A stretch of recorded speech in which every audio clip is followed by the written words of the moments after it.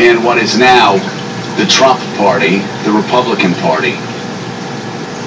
I know there's no way to ask you for a parallel because there is no parallel. FDR, after Pearl Harbor, didn't deny that there was an attack. George W. Bush didn't deny Al-Qaeda's attack on September 11th, but Vladimir Putin attacked American democracy. We've got the forensic evidence. It's there for all the world to see. Every reasonable, rational person looks at that material just like they can see the DNA on a gun, and they know who did it, when they did it, how they did it, why they did it. You could actually take judicial notice in every court in America that Vladimir Putin's Russian spy agencies tried to undermine American democracy, as Dan Coates says, the president's DNI director, on a daily basis. And yet yesterday, Donald Trump defended Vladimir Putin's spy agencies instead of his own. Where are we right now in the summer of 2018?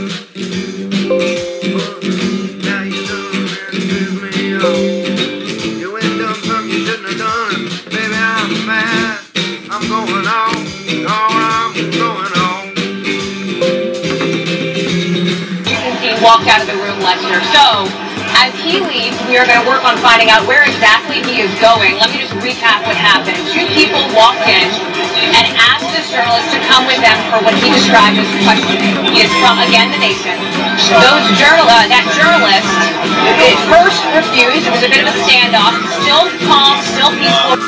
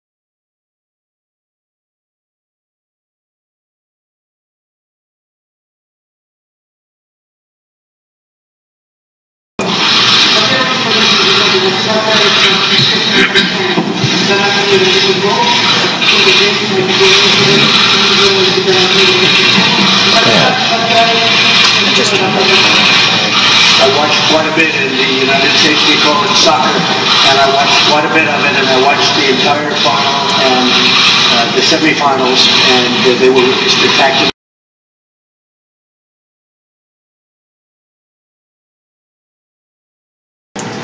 Well, howdy, howdy. I suppose I should turn on a light.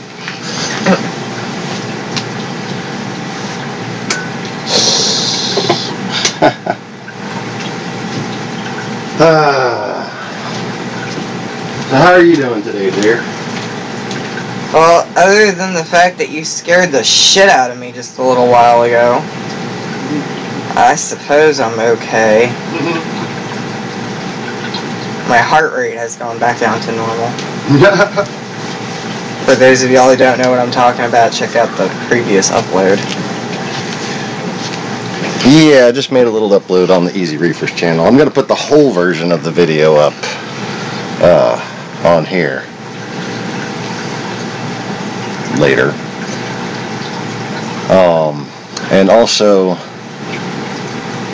I think we're going to be playing Final Fantasy X today. Yay! I think it's about that time. Let me go ahead and, cross all my T's and dot all my I's.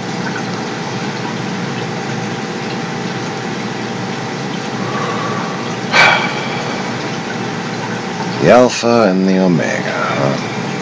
Beginning and the end. It's funny how everything's the same as it was back then. The patriarchs, supposedly of mankind, male and female.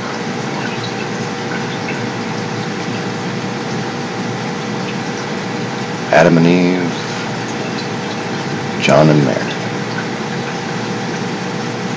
Fascinating.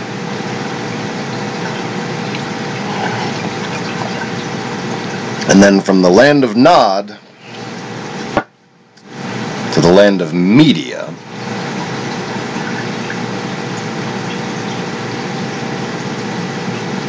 which was to become Gog and Magog, which gave us MAGA.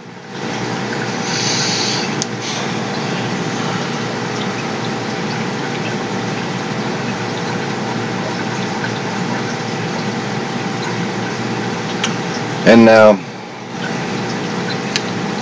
I don't want to say that the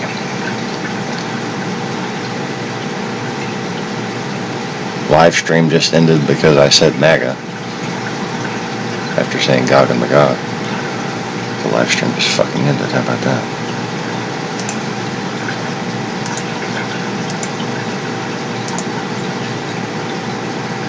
Oh, and look, it went right back to green. I kind of had to adjust a couple things right quick.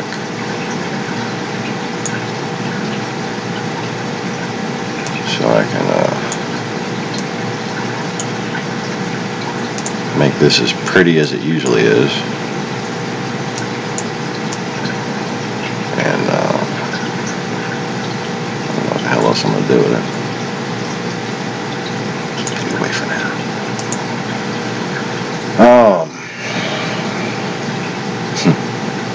So anyways, been having some deep thoughts by Jack Handy. No, I've been having some contemplative realizations, I suppose. Finalizations of realizations. And it seems to me that there's a parallel of happenstance occurring that is set up intentionally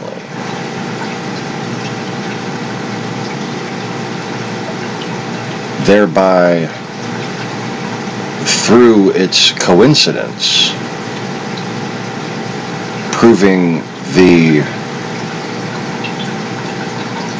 logistical and occult tandem nature of the enemy that we face. And in turn, proving the danger of deception itself, including the danger of keeping me a secret. Because it seems that it's a danger to them. Now, let me just say something. I listened to President Obama's speech today. And he said something that is very true for everyone except me. And that is that absolute power corrupts absolutely.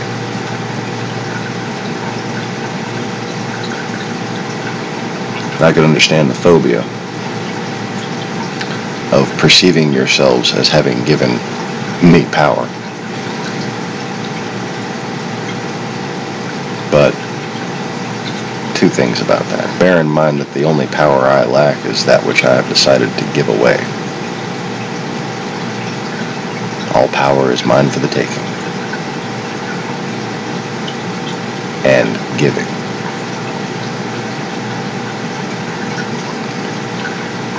The other thing is that because of the nature of my personality, because of who I am, because of why you're here, because of why the universe is the way it is,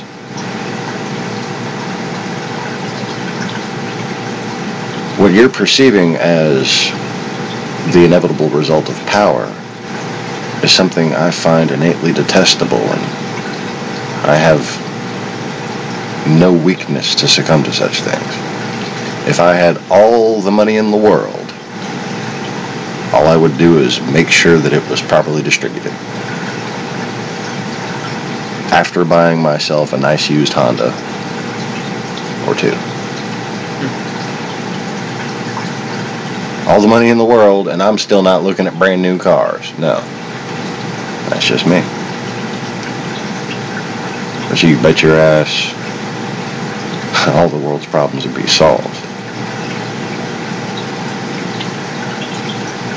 That's just been the person I've been since I was a little boy. Give away the last of what I have, even when I have very little, and especially leaving myself no excuse to be selfish when I was provided for. The whole idea of a man who gives a penny when they only have but a few gives more than a man who gives a fortune but has fortunes more.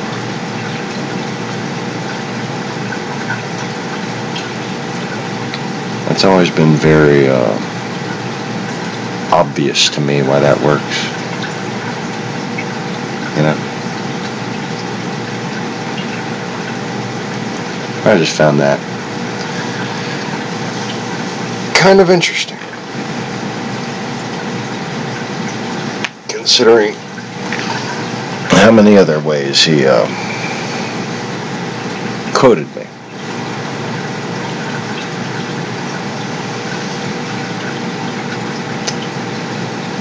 But this time indirectly, it's been a while since he actually wrote some of the speeches that I read some of the speeches that I read for him. But alas, I was never given credit. And the person who took credit, I don't think is on this plane of existence anymore. but there's a conspiracy about them being a Bernie supporter. Anyway, I think that was handed off to him, actually. I think there was somebody before him. I think, if anything, that's the trail to figuring out who had been my contact in the original Obama campaign. That, for some reason, like, I'm just trying to just go through the brief summary of my benefits to society. The public-private investment program that kind of turned the $700 billion that we threw away into a net return of 1.2 trillion.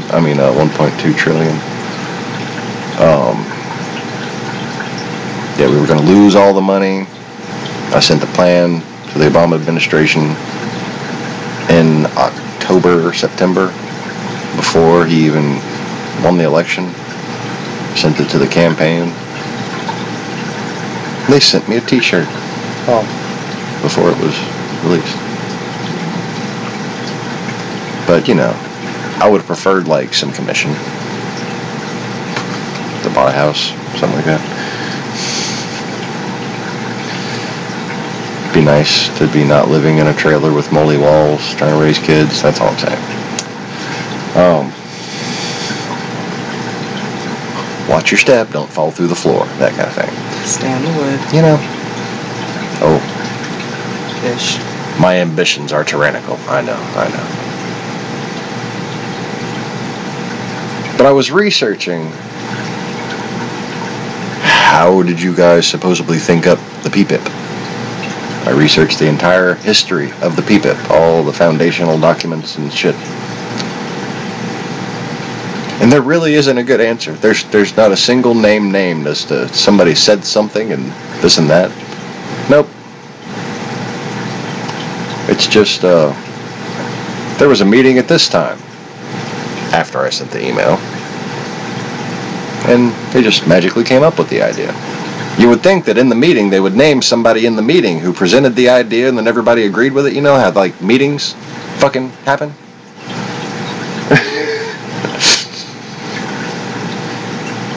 My wife is giggling because she has, like, meeting PTSD from working in a law office.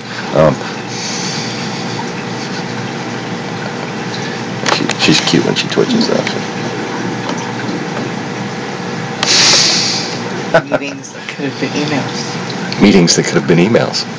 Meetings that I did not have to sit there because nothing at the meeting pertained to me at all whatsoever.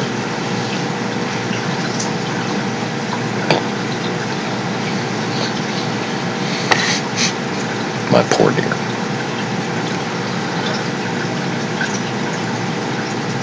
So, the point is,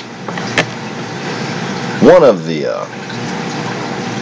possible ways you can interpret what's going on right now,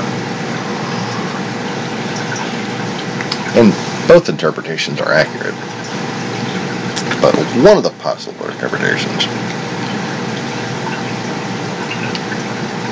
is that the Russians, the Horde, not the Russians, there are plenty of Russians who did not do this, I need to get better about that.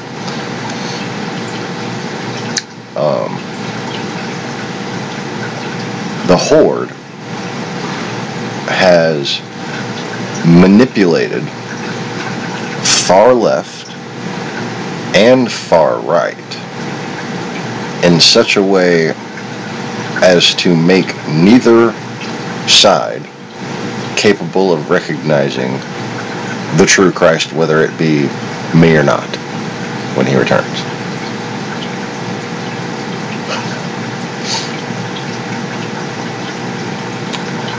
But furthermore, while that could be seen as mere coincidence, considering the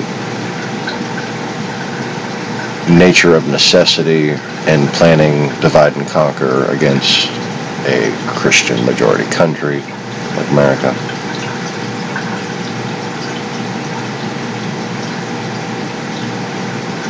but at the the same time,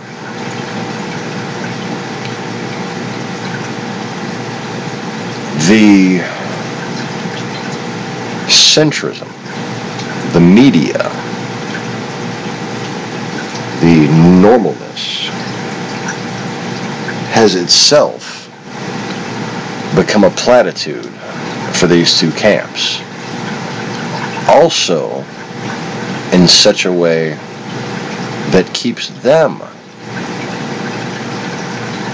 from recognizing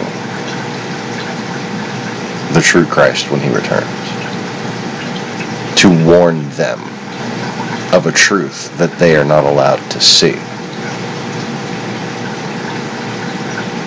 Now, obviously the other possible interpretation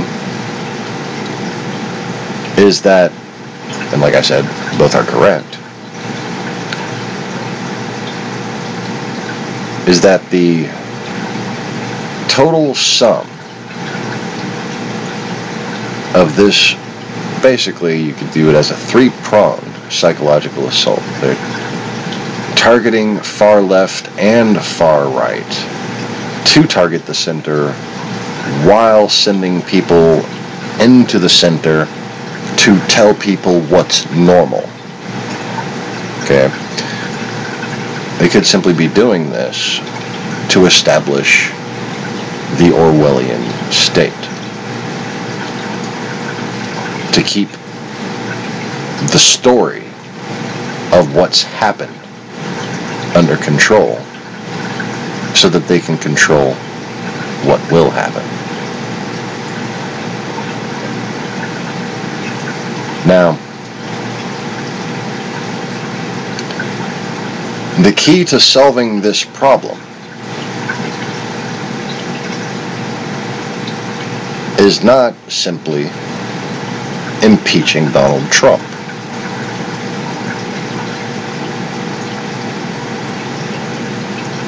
And that is why the current state of limited analysis exists. Because the puppets in the center don't want things to go too far. You see, those are the people who have been saying, we can't just call it treason yet. We can't just call for impeachment yet. We wait and see. Oh, the evidence.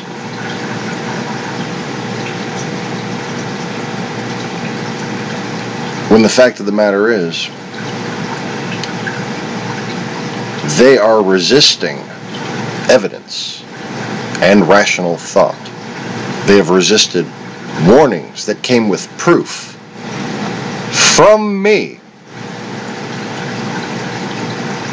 All these things proven true.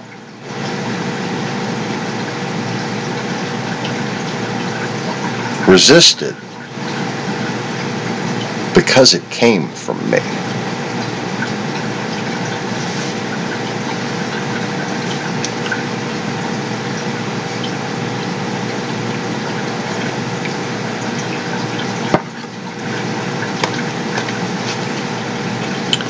Even though I came to serve them, to risk my life, to save them,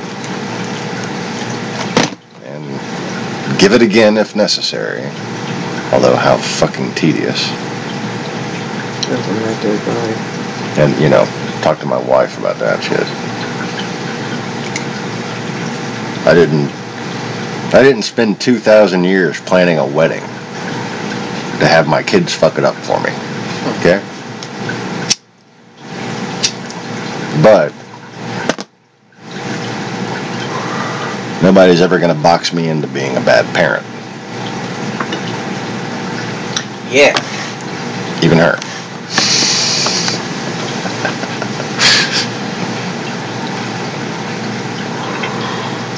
We can just resort to like tag team, WWF style. Okay, never mind. Usually works better that way. Yeah. And that's my whole reasoning for never wanting any more than 2 kids. I don't believe that children should outnumber parents.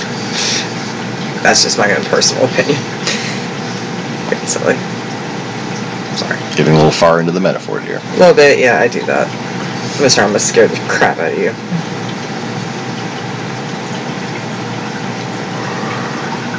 I'm not as easily startled.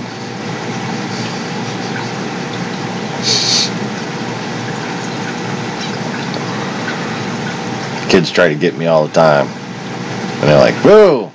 And I go, ah! Delay it a couple seconds just to be a smart ass.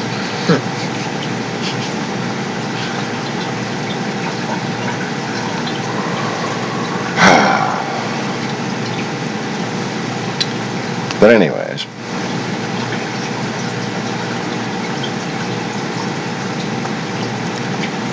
yep, tag team parenting.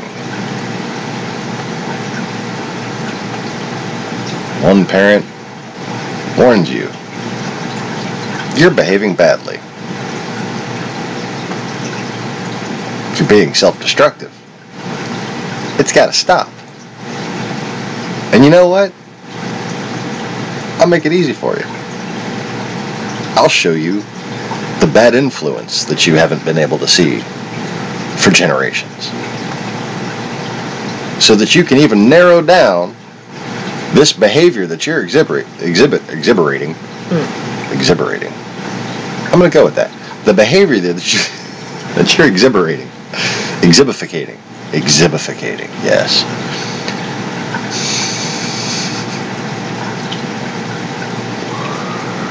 Is a result of propaganda programming mixed with media infiltration that argues in the press, but that also argues in political think tanks, in meetings behind closed doors. Can even come in the form of an intern arguing with a politician, giving ideas in their heads. No idea that innocent little face is taking orders from the Kremlin through their formerly Canadian parents.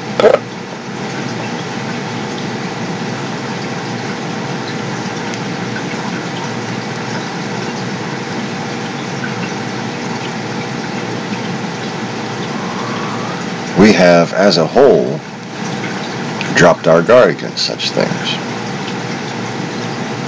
College professors, people in local government, people in student councils, they always make sure their little illegal children get on college student body organizations. They click together and make sure that each other run them too. You have no idea.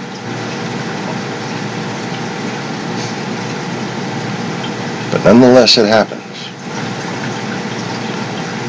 And you can rely on people blindly foraging with their fingers for evidence.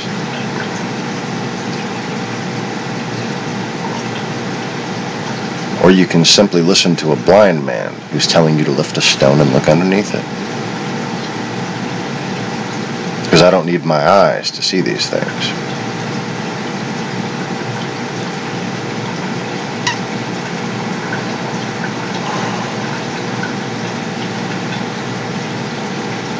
Yet it hasn't been me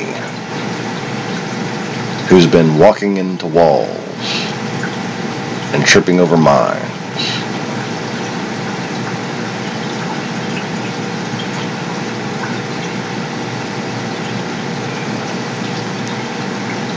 It's been those who think that their brains,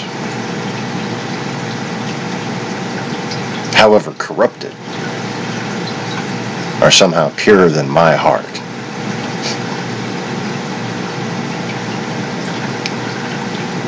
Rest assured, the world has had quite an effect on me. But those talents have not sank that deep.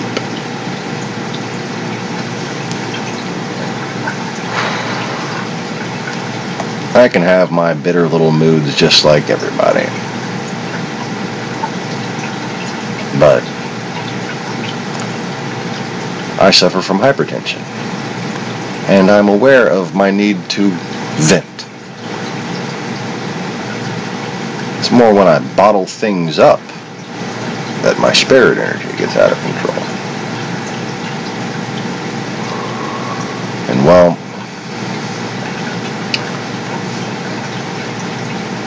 picture this.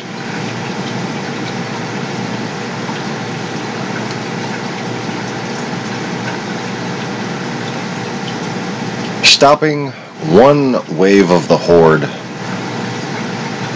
at a time. One FBI indictment at a time. Less than one per day is what they're averaging.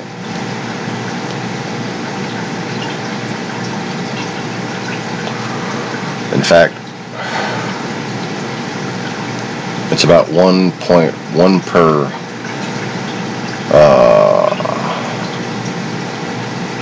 3.6 weeks. One indictment per 3.6 weeks. Doesn't seem to me like that's going to get you very far.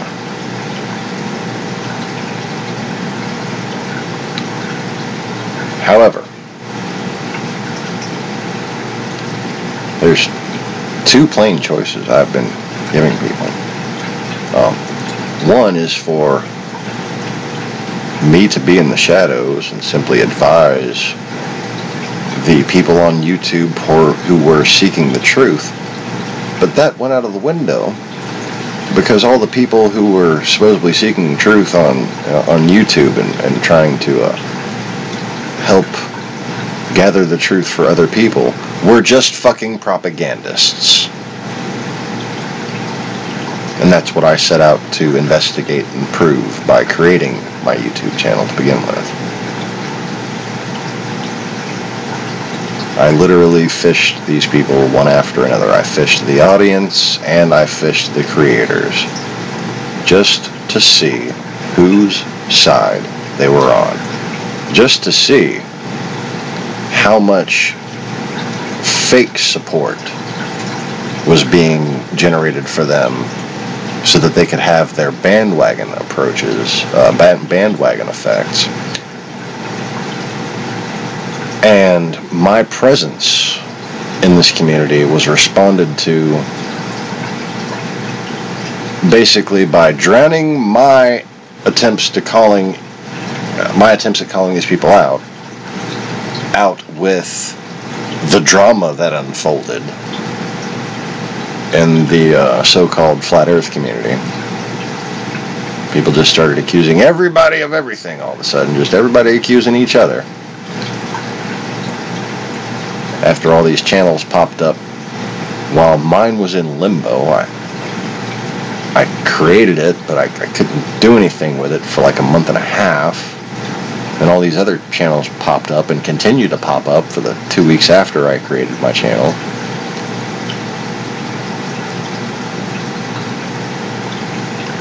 And every single fucking one of these people, every single one of them was Canadian.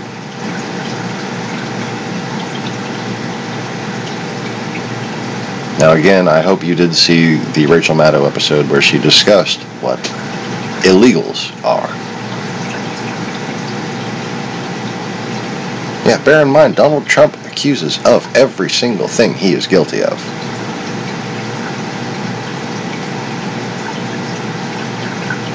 And he corrupts those who have been deceived by his master and turns them into utter, abominable, blasphemous hypocrites. That's the defiler in Revelation. Donald Trump is doing the same thing, following the same pattern that's supposed to be ordered by the ruler of the same place.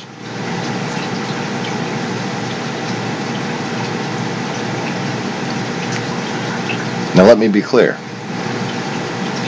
There has been nothing more annoying to me or ambitiously destructive to me than being the only fucking person who sees this shit.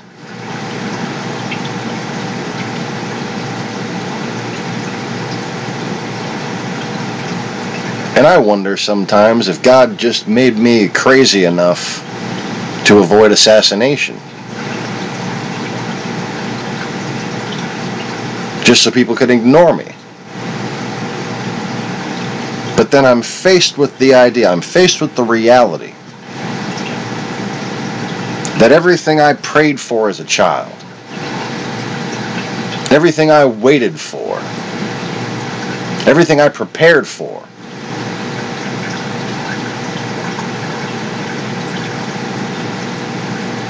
I sat and watched myself do over the past several years. In a more subtle and humble way than I ever imagined when I was a child.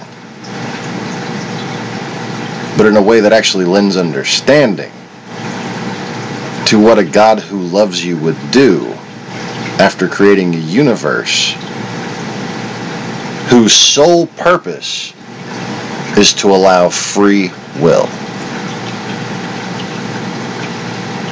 So I was taught with the John Hagee crap, like all the churches in America were back in the 80s and 90s,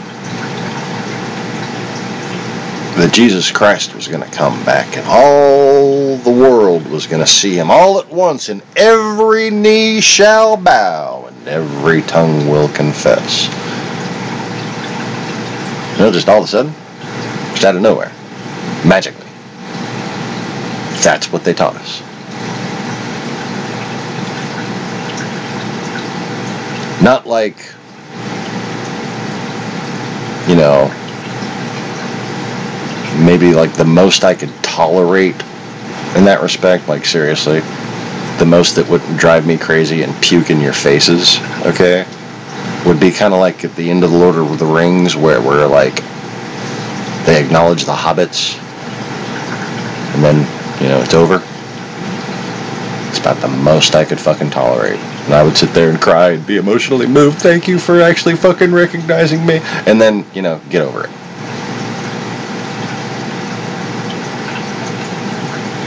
Because what humans were asking for when they were listening to that John Hagee crap is an end of free will. That's blasphemy. You're saying that God is going to come back and make you perfect by admitting his mistake?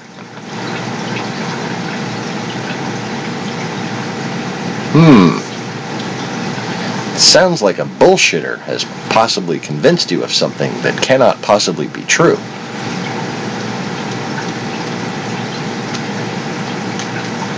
How were you created?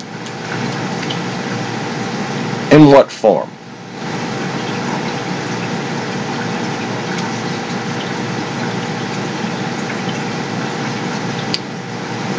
God's image. Simply put. So if you're a human and you look in a mirror, what do you see? You see a fucking human, don't you? So what does that imply? What does Christianity teach you? That God so loved the world that he gave his only begotten Son, that whosoever would believe in him should not perish, but have everlasting life. God incarnated himself as a sacrifice. That doesn't mean he had to die to appease a false god to get permission to do something. No. That means he literally gave up power so that we could have free will, so that we could choose whether or not to believe.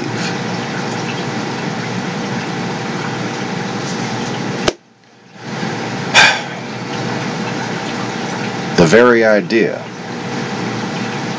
that God would sacrifice so much, becoming from an almighty being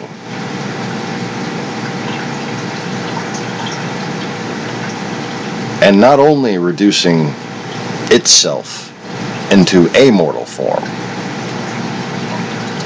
but into a man and a woman. See, God incarnated himself, created a whole other version of God to play God so he could incarnate himself. That's known as Gabriel. And then he further split himself to create Eve. This was all preternatural reality. This was in the time before time.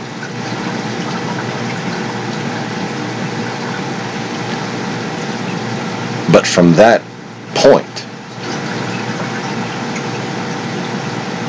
the so-called Christ figure, in its first incarnation, soon to be many incarnations throughout history, as man required guidance due to similar circumstances, from that point on, if you read the Bible, every single incarnation seemed more and more fragile and weak. Just as fragile and weak as man had become.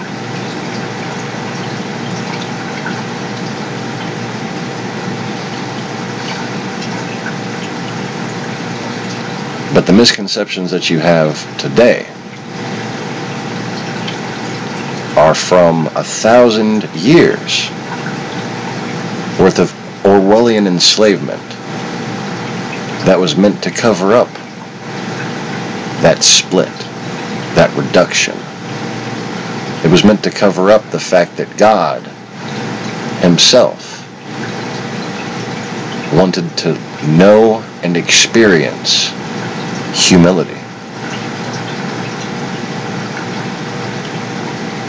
And a God that would want to experience that simply for the love of his children, so that he could have equals and be in communion with them. For that is what love is. And that is the result of sacrifice on that level.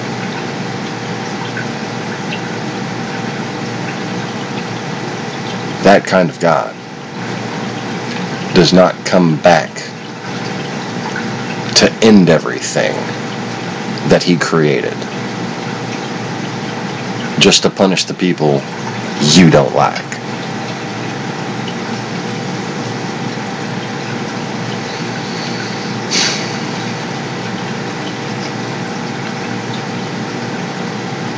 I think my most consistent ability throughout my life has been of the calculating empathic nature. And that is my ability to see the journey that it took to get someone where they are at a given place in their life. To be able to understand what they've been through. And to see that flaws are transactional. They come through generations and build upon each other through lack of guidance. And in the case of our society today, it's been given a lot of help.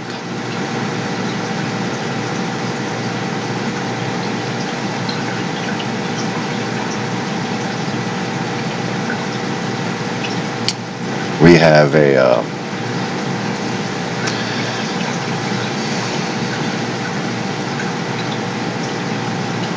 a lot of things that the center of the country considers absolute fact, and if anybody controverts those facts, contradicts those facts, even questions those facts, they're creepy. They're weird.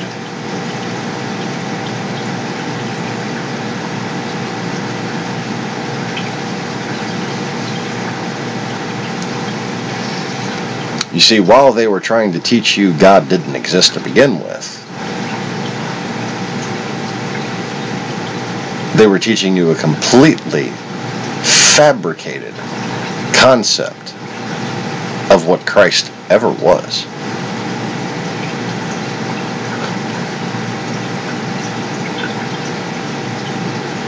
You think these things are an accident?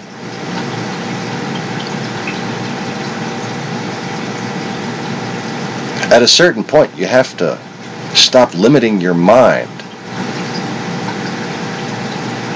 by fear of the conclusions that it's trying to reach. You see, what intelligence officials and analysts and even news anchors and pundits must be thinking right now, especially those who have heard of me quietly. Who is this weird guy with the beard and the snaky-headed bitch stuck in his eyeball? Still there.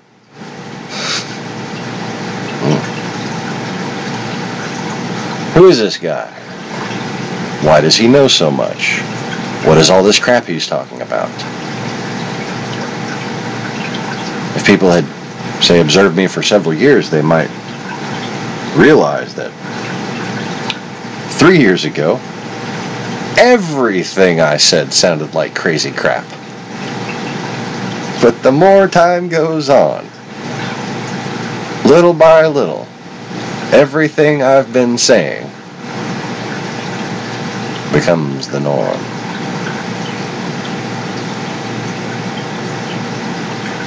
So then how long will it take? Will you simply wait until it's too late and try to give yourselves enough time to discover the truth in its entirety so that it can save your lives?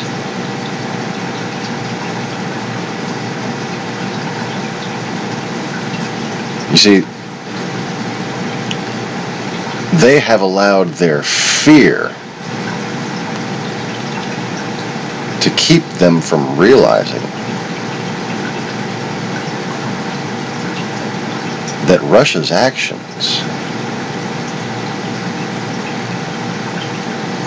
are beyond human capability.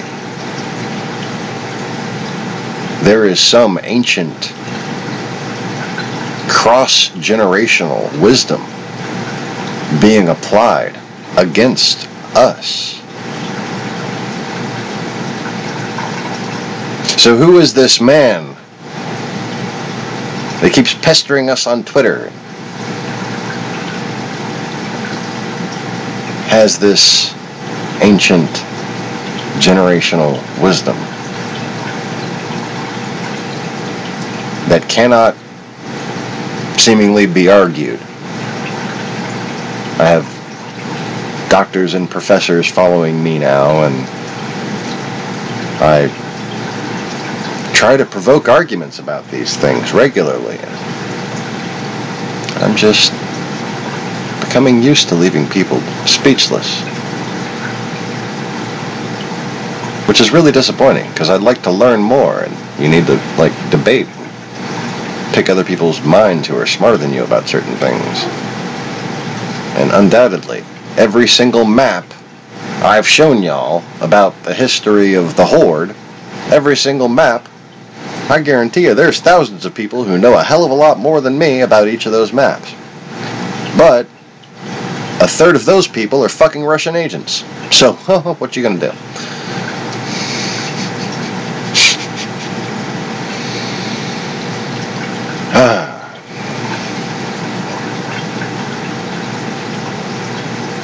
And to be an agent of Russia, all you have to do is be propagandized by one of their many trained schools of thought.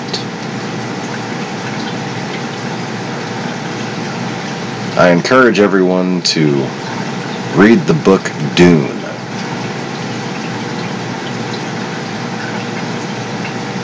And gain that historical perspective that those houses depicted in that story seem to have. Because that's a lot like what's being demonstrated here.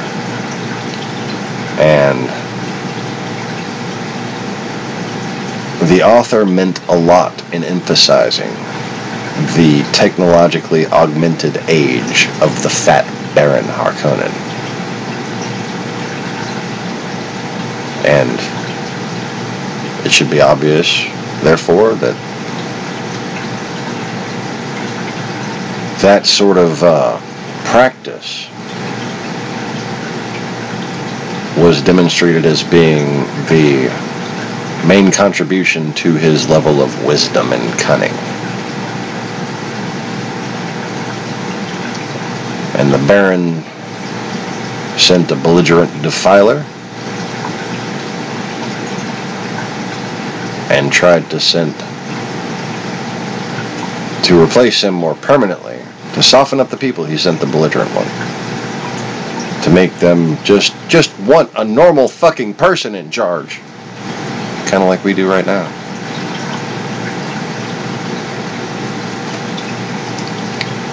And then he was going to send somebody soft and cordial and reasonable, right down that middle ground that everybody's just too fucking scared to veer away from. They've seen the left and the right for what they are, kinda.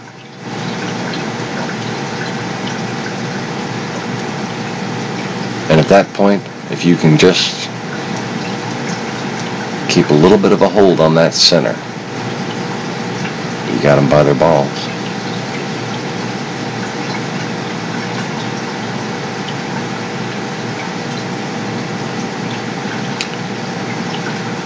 But there was a young man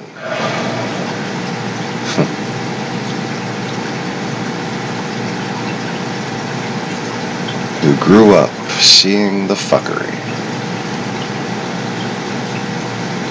And I suppose what the few American ideologues who have had influence on my current situation have calculated is that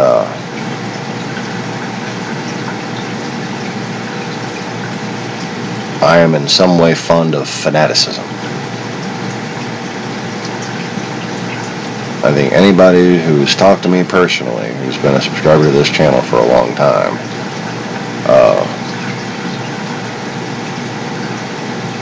knows that homie don't play that. And even when my friends that I've made here start worrying too much,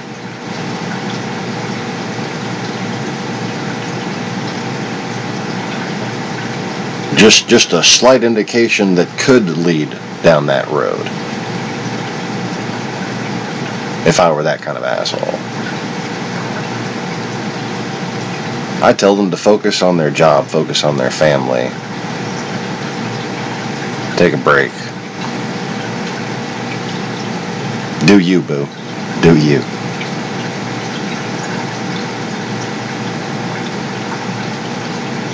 Because at the end of the day, whether I like it or not, this yoke's on my shoulders.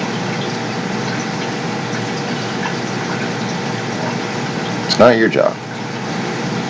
You do what you can. And when it gets to you,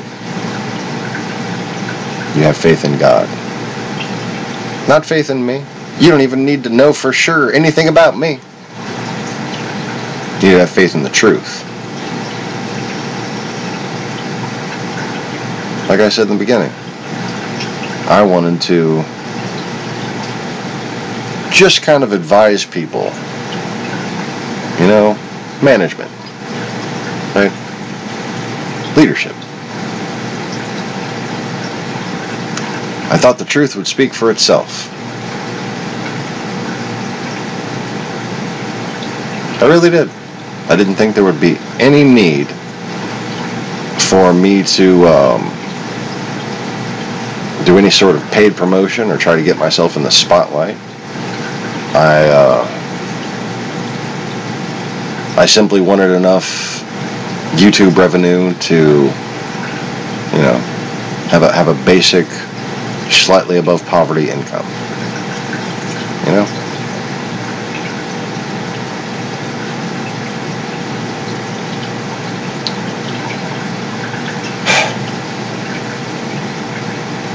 I really just thought if I made myself useful, it would pay off, basically.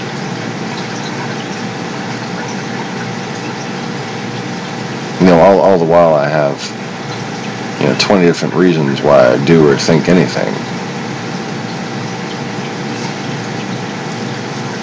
As a human being, I felt like I had the responsibility to work and earn money.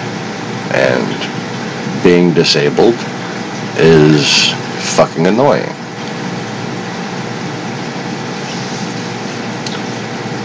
And, well,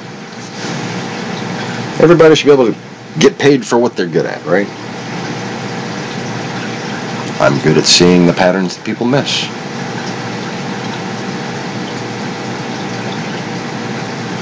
Thought I proved that pretty well.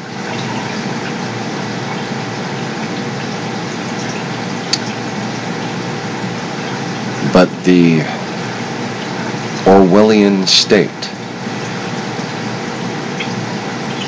that has existed to cover up Christ and Mary, the male and female union,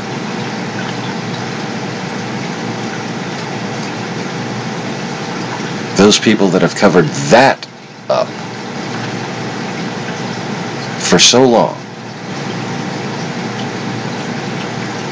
they came after me and my wife, whose name is, once again, the same as my mother's.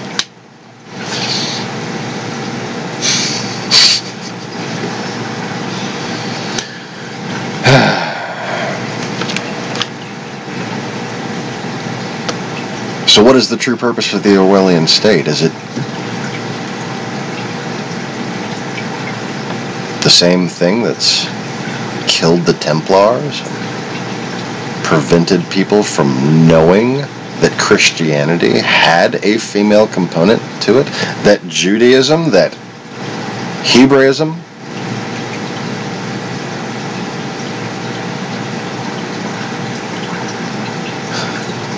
had a feminine component? Now, if Mr. Conway's here, let's discuss the reason why they don't use the word Hebrew anymore. Ebrahimites? Hebrews. Ibrahim.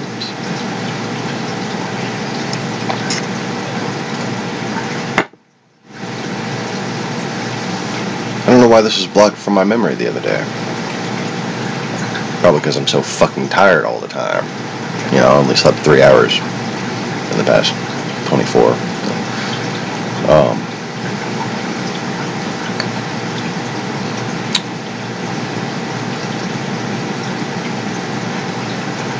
I was sitting there trying to call it Gallicum or Gaul or whatever. Magdalenia, the Celtic, all that shit.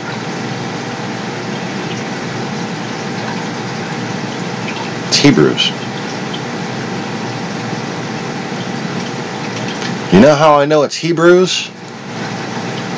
Not just because of the word and the disambiguation that lines up, but because I, the creator of all things, am a smartass.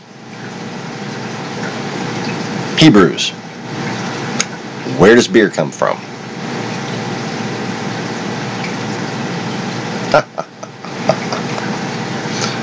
Oh, man. beer.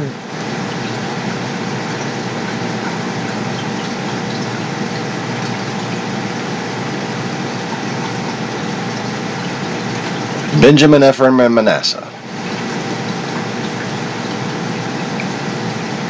The Germans, the Angles, and the manly men. I don't know what you call them. I suppose the suitable but inaccurate modern term for them would simply be Saxons.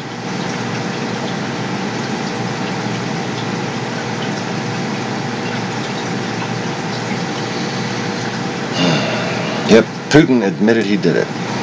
Joey's here. Oh, wait. And I just fuculated that. Hold on.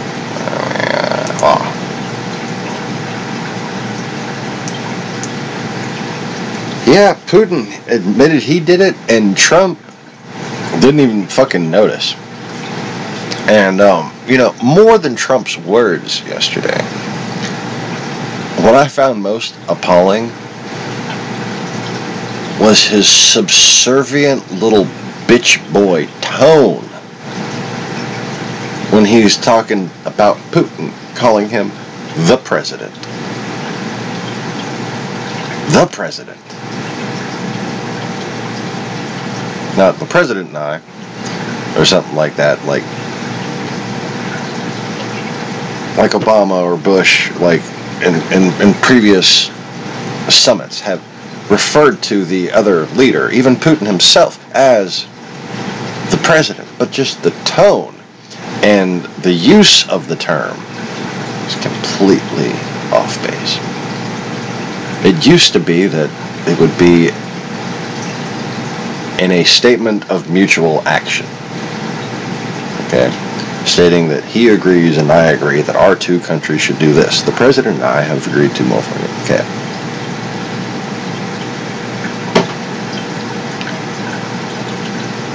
But Trump was sitting there calling him president like he's the president.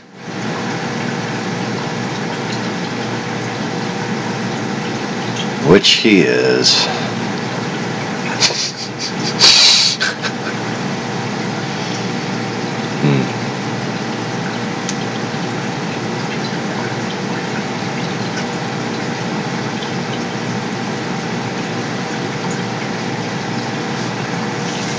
So,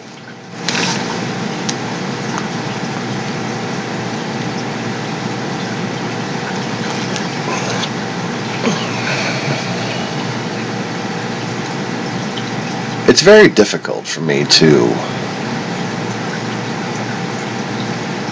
come up with all the things that I realize over the course of the day, and I'm like, man, people really need to know that. While I'm sitting here remembering, oh yes, I have to look at the green light up there on the top of my laptop so that people know I'm talking to them and not just like, gonna start picking my nose and farting any second. Yeah. Does he even know he's making a broadcast, or is he talking to somebody in the room? I don't know. Could be both.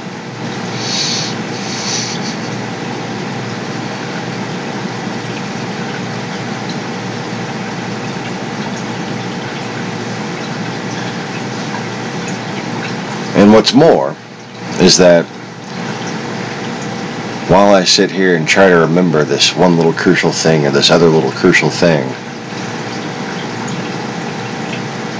these are generally speaking things that demons try to hide. The things that cause the ancient wisdom that the Horde has been demonstrating.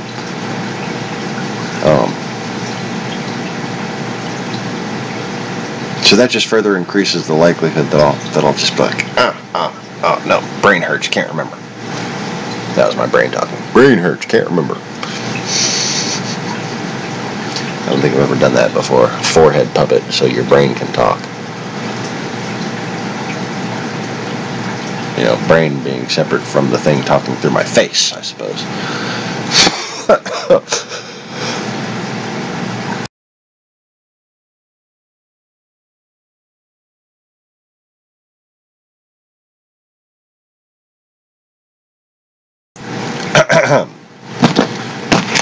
Clearly I'm getting far too much oxygen.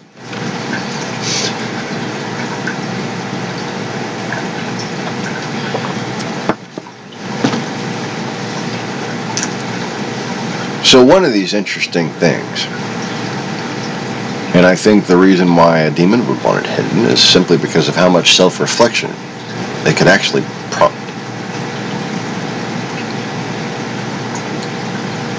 What didn't Republicans talk about while Obama was in office, and especially during the run-up to the 2016 coup? I'm not even going to fucking do quotes and call it an election. It was a fucking coup. We had a fucking foreign dictator forcibly installed upon us.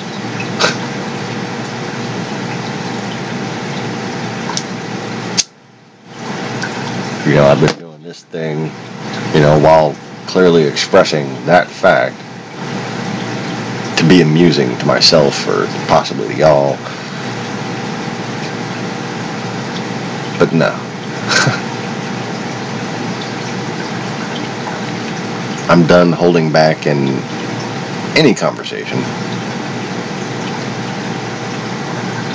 Tweeted at the FBI, if the founders came back, they'd beat you like rebellious children just for allowing a foreign dictator to be installed in America.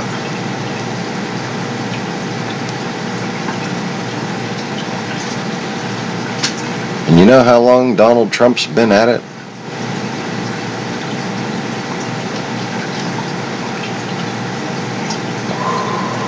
You see, when the first public information was made available that Donald Trump was being investigated, it was 1987.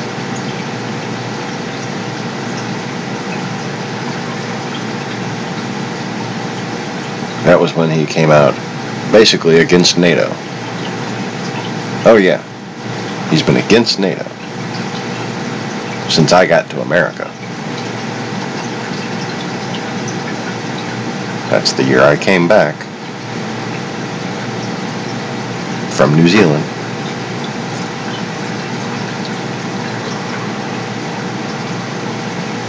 Don't delude yourself into thinking that I would make up a single detail. It's not my fault that the entire events of the world and reality coincide with major events in my life. Well, it is, but, you know, it's not a reason for you to think you can judge me, that's for sure.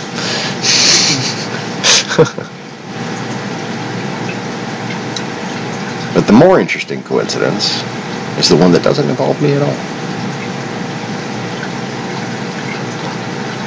It's that Donald Trump's entire public TV persona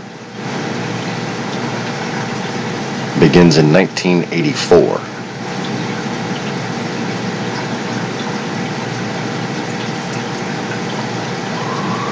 And that is both the year for the namesake of the Orwellian novel, which is the title of this video, included in the title of this video.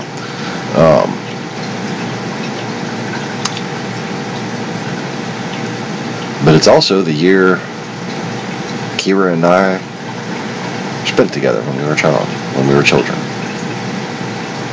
Or when I was a child and she was about to be born. That is, if you are the age you're supposed to be. Yeah. She was born shortly after that. But that was the year that we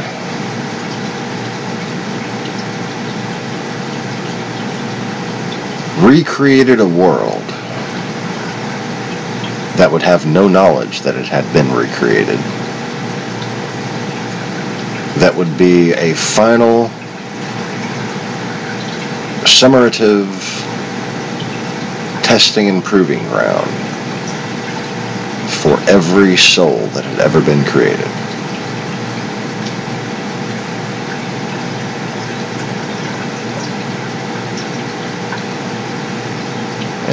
aware of what we were up against.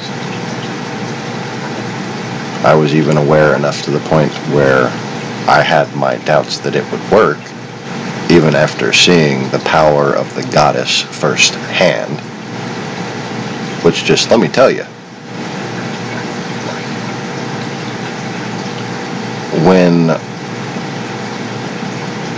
somebody that resembles Tinkerbell can just paint your dreams and the world you wake up in the next day is different,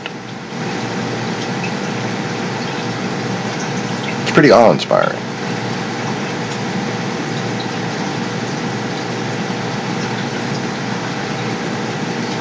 And then I began to have my dreams that would unpack like centuries. And I suppose that is a result of that newly created universe that was inserted into the ongoing timeline without being noticed in 1984.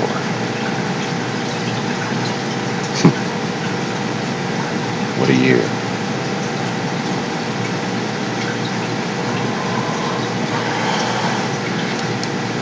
And to think,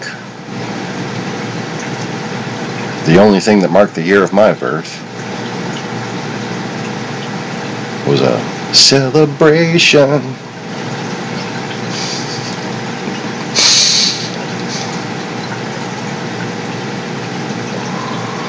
Oh yeah. Giveaway for the music buffs out there.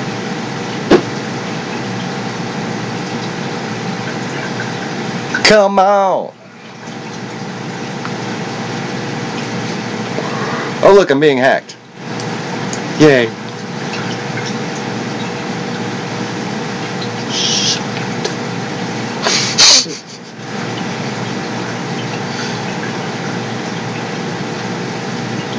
I see your booty.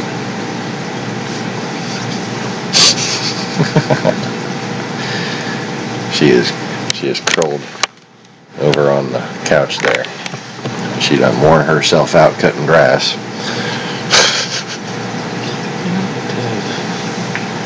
You got a lot done. You got more than I did when I went out there in the fucking middle of the day, that's for sure. Our landlord came by here with his big riding lawnmower that puts mine to shame. If you saw mine on the video out there, it's just basically the bare minimum riding mower possible to buy with like money. It still works good. Still works good. It's fun to drive too. I have it. 6-speed manual, mid-engine rear-wheel drive.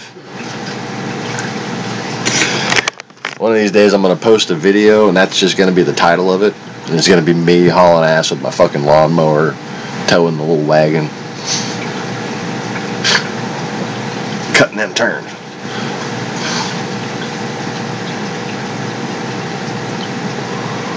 Six-speed manual, mid-engine rear-wheel drive. 420 cc's.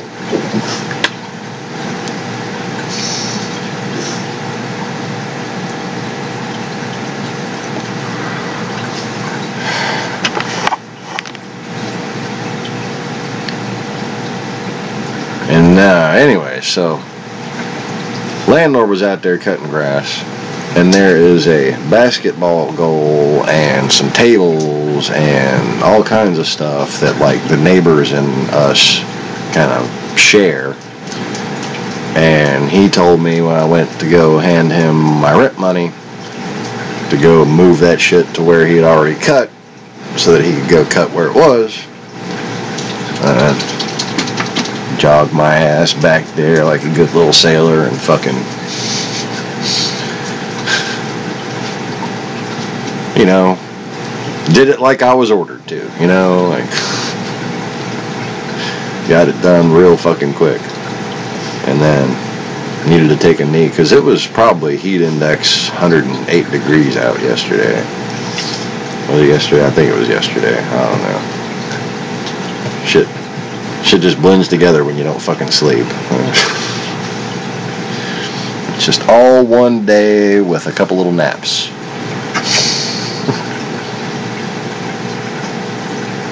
Anyways. Anybody got any questions or thoughts?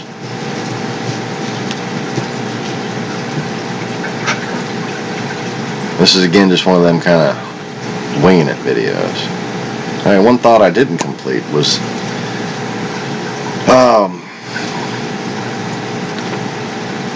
this thing that you can look back at about, you know, what Republicans and even Democrats didn't say or talk about during that last election. And you know what? That really is the key to finding those horde centrists who are trying to put their thumb on the scales of collective thought and turn it into approved thought.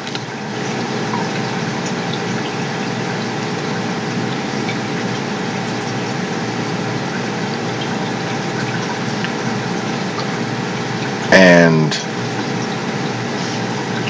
the fact of the matter is, most of them aren't committing any crimes by doing it.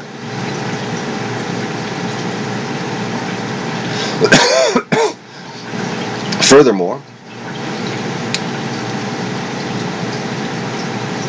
the intent, as well as the physical evidence, if any, would be difficult to prove. The intent and the circumstantial evidence would be difficult to link together.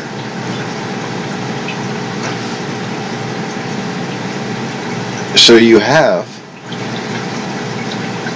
without combating it with truth,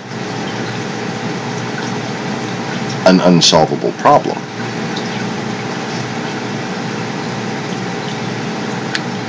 Do I want to see anything bad happen to Wolf Blitzer? No. I want him to simply realize what he's done and either do better or resign. And all of the people who have participated in this centrist acknowledgement of straw man arguments against Christianity and have therefore accepted this idea of separation of church and state means that you can't stick up for religion and be considered credible. You can't even be religious anymore and be considered competent. Unless, of course,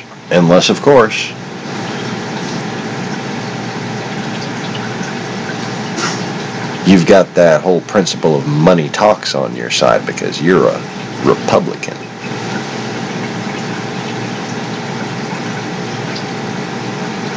And that's what I mean by acquiescing to those straw man arguments. It's because of those people who are not even speaking in proper religious terms. They are not even speaking about anything actually spiritual. They have propagandized and used Scripture for their own selfish gains. And it is for the sake of those people that we have abolished the open discussion of spirituality. That's a problem. And like I said, it's a problem that cannot be solved by any other means than people who aren't those people telling the truth. And now,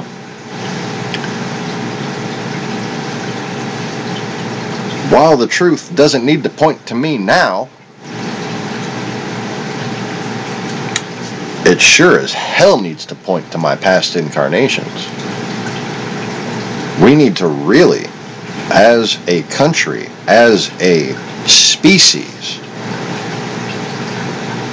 start getting it right about our past, or else we are doomed to keep repeating the same mistakes. And furthermore, if those mistakes were instigated, assisted, or the result of sabotage by an enemy who is hell-bent on our very destruction,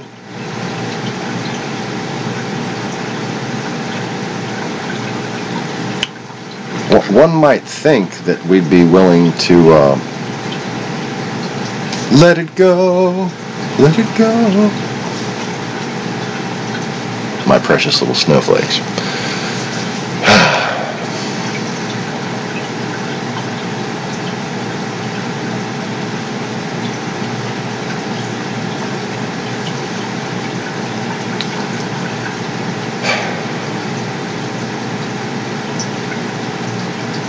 I think I kind of lost my train of thought there.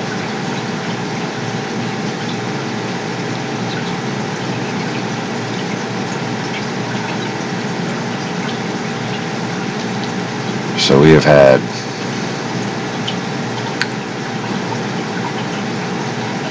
news of a very specific meeting.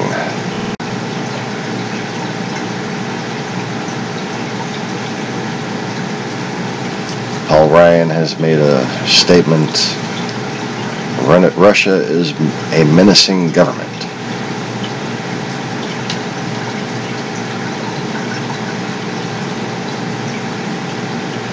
Oh look, a bunch more Fox News live streams. I never watch Fox News live streams, but they don't show me Bloomberg live news streams. They don't show me any kind of news channels that I watch. They just show me Fox News live streams over and over again. Isn't that special?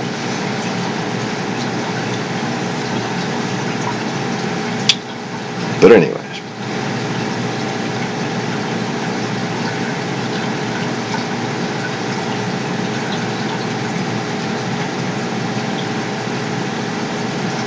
The main truth of the conspiracy of our enemies. Okay, not conspiracy within your own government. Okay? That's the shit for conspiracy theorists and crazy people. That's for shit that's the shit that has been incentivized financially by the Russian Federation for the past 30 years. 20 years. 20 years. 30 years. Yeah, 30 years.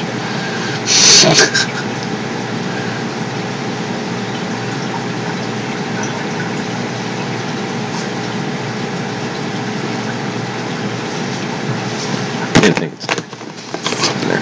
Can't even fucking finish 2 sentences already. Tired. Okay? Fucking tired. And I gotta pee really bad, but I haven't decided on like what to fucking do, so y'all gonna have to just sit there and wait. So that's further making it difficult. Hey, let me just drink some more coffee while I'm at it. Because, I'm some fucking form of masochist, apparently.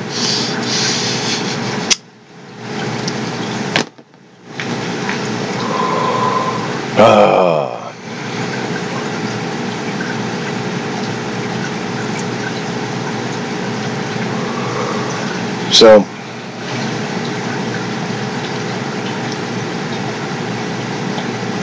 the world has basically abandoned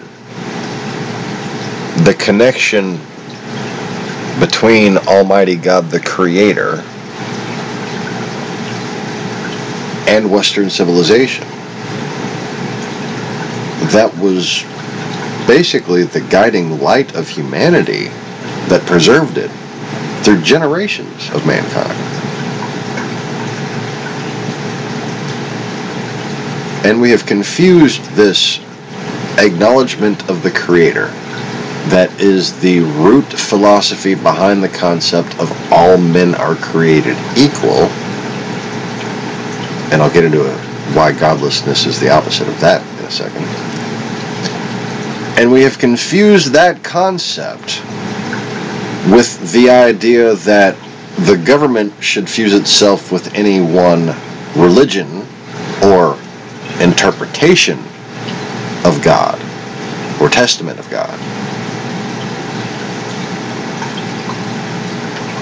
There is a vast difference between the Catholics or the Protestants or the Episcopalians or an individual church group or the Muslims or the Jews or the Buddhists or any other church group, religious group, to have control over the government. So you cannot, as a politician, say, I'm going to run as a Christian and make Christian values the law of the land. However, our country was founded on the idea that God exists. And in respite from those who don't, from those who would persecute us for our faith and cause faiths to persecute each other.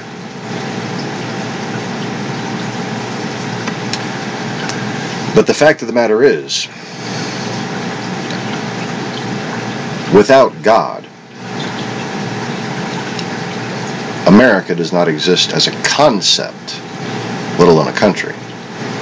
You see, the very concept that all men are created equal is what evolution was put in your minds to defile. See, you can't have evolution and America at the same time. Because according to evolution, all men are not created, and they sure as fuck aren't equal. So just know that when you have your Orwellian sneer at someone who doesn't believe in evolution, even though my IQ is probably 50 points higher than yours, you assume yourself to be smarter than someone who has a spiritual belief about their existence. But you, in all your intellectual haughtiness, failed to realize that you are slowly coming to agree with Stalinists, Nietzscheans, and Nazis.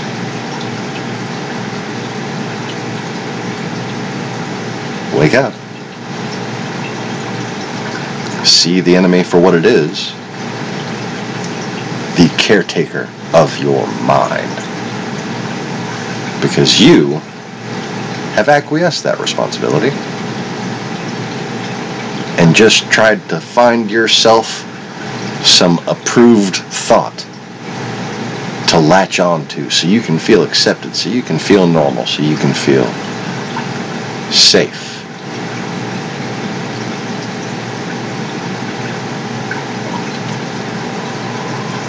But despite all that,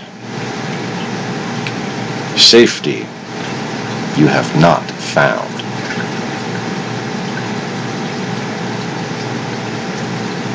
So what is the choice then?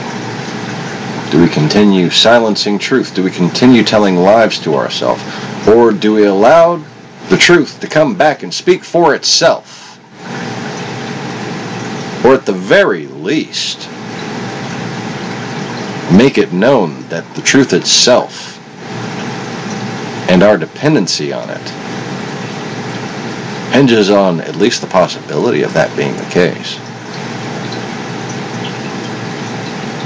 Because the very idea that God loves you, humanity, so much that he would come back over and over again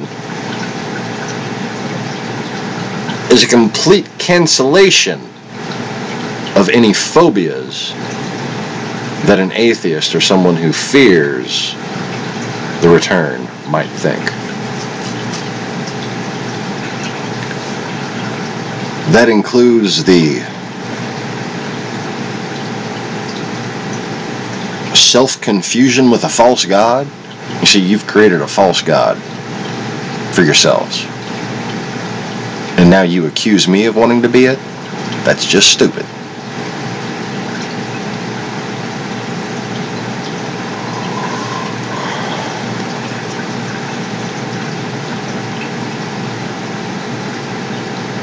But then on the other hand, you have a set of lies that you've infused with yourself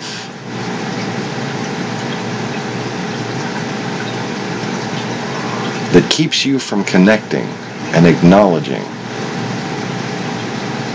the very connected nature of the universe itself.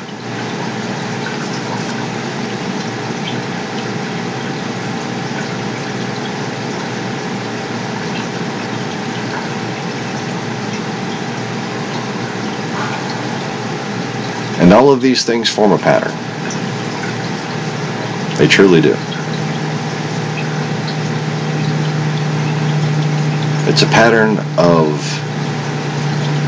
the destruction of America, the destruction of Western society, by breaking its spirit.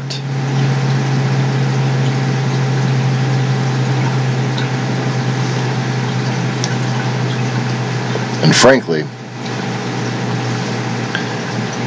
this could be seen as simply a strategic ploy, as I explained it in relative terms so that it could be understood because it is strategically correct to do so.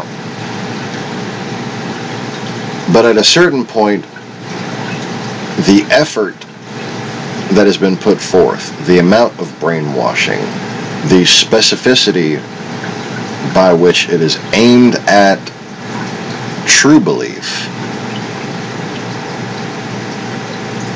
means that it is not some religion that's being targeted because it is some novelty form of manufacturing patriotism.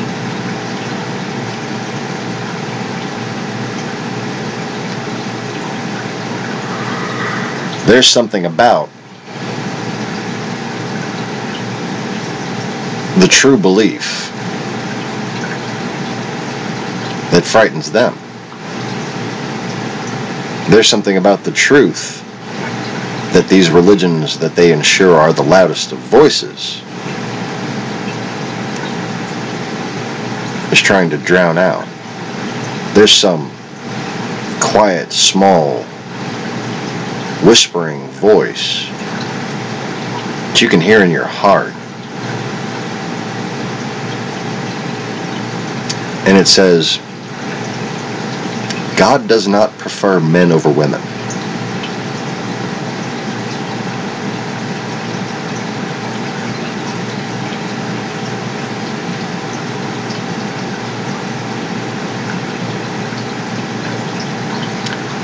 And they could simply accomplish a chauvinist task by attacking a religion or creating a fascist movement, causing religion to become hypocritical.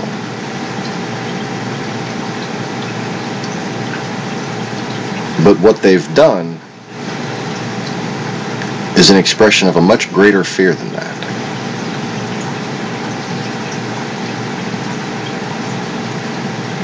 As if they are guilty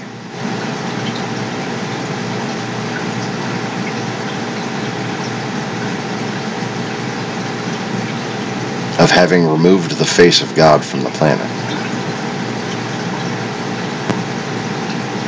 They don't want people to see the truth about God because they want to be able to rule you with a God that they can make you imagine.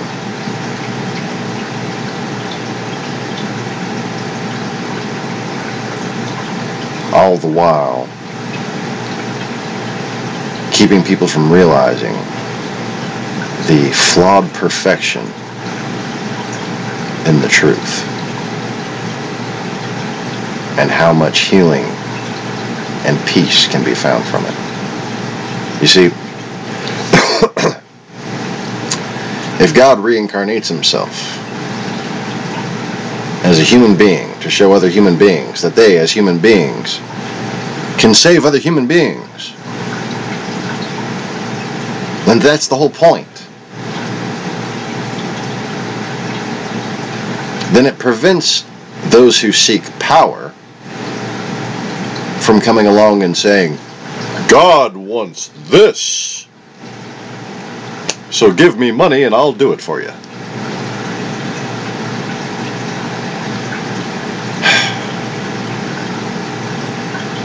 Or God wants this, so those people have to die.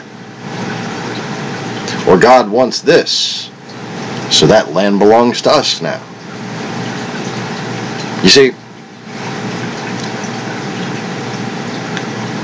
homie don't play that shit.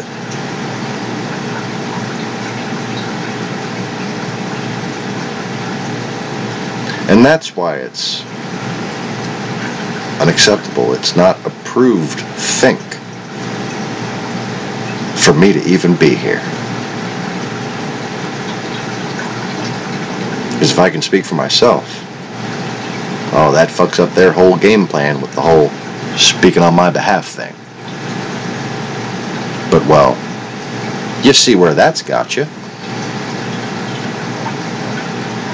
And I think it's pretty plain to see where following my advice would get everyone. Clean air, clean water, better cars, better computers. What else do you want? Let me make you some gumbo?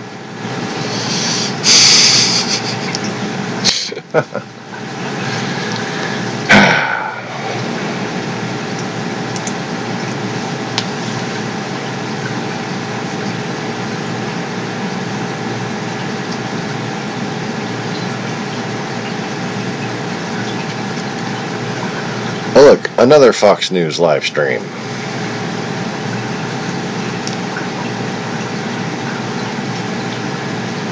Let's see.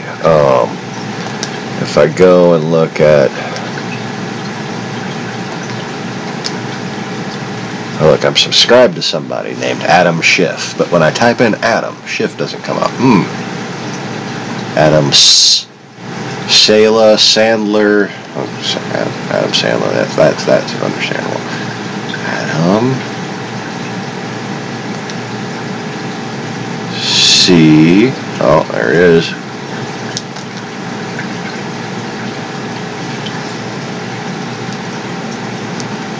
Adam Schiff. Oh, but his channel doesn't show up. Huh. So Mr. Adam Schiff is being hacked in the same exact way that I sent Mr. Adam Schiff evidence of. He has a flash drive showing this happening to Hillary Clinton. Well, not this, but you know, his fucking channel's supposed to show up right before all the videos.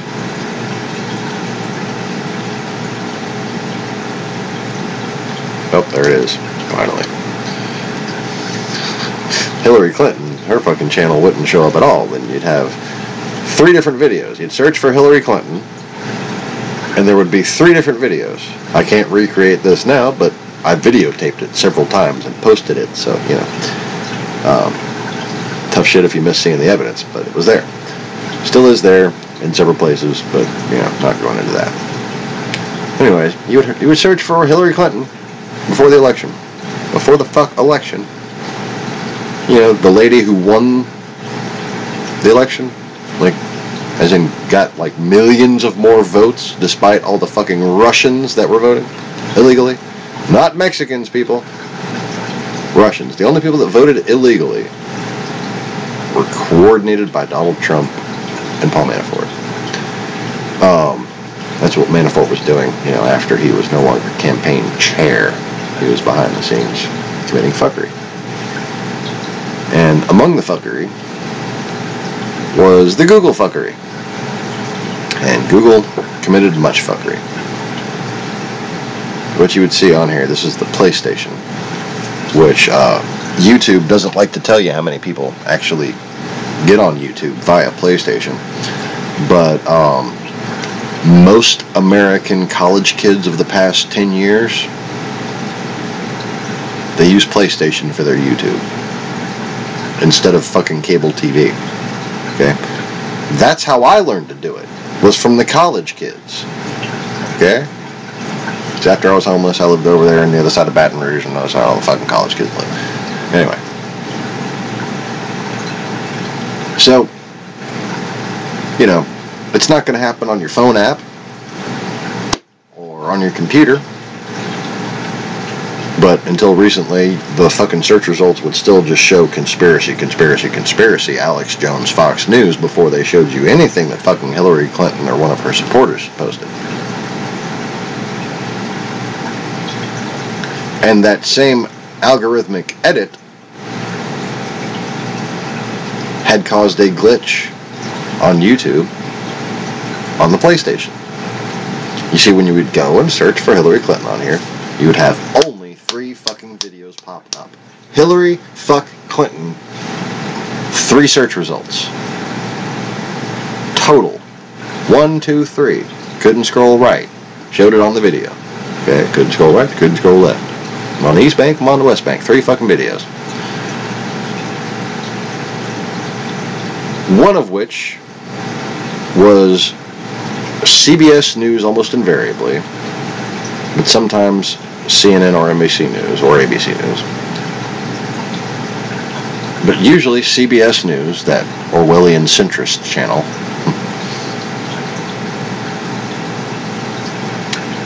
of the most recent speech that Hillary Clinton gave.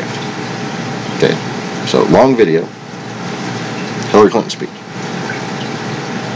The other 2 videos were almost invariably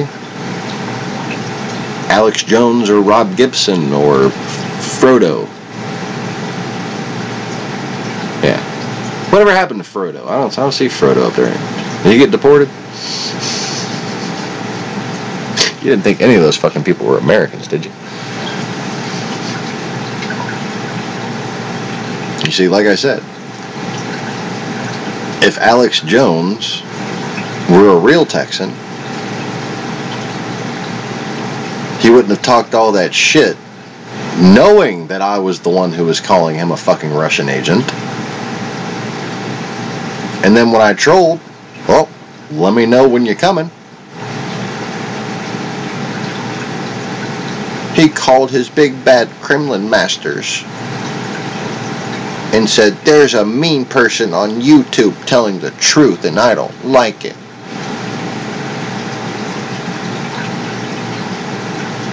And for calling Alex Jones out on his threat to fight me, threat to beat my ass for fucking telling people what he is, suddenly I start having another problem with YouTube revenue and views. That's when my views just started getting fucking deleted en masse, just 20,000 at a time. And I've never really had good viewership since then.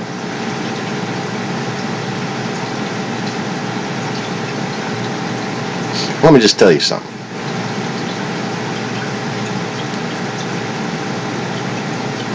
I wouldn't be able to fight Alex Jones. Because it wouldn't be a fight. It would just be pieces of Alex Jones splattering against things. But I am interested in fighting him and Rob Gibson and Frodo and Joe Rogan all at the same time. And yes, I'm crippled. But that don't change nothing. In fact, just makes it sound fun to me. Whereas when I was 11 years old and half my present size, those 4 grown-ass men wouldn't have stood a fucking chance.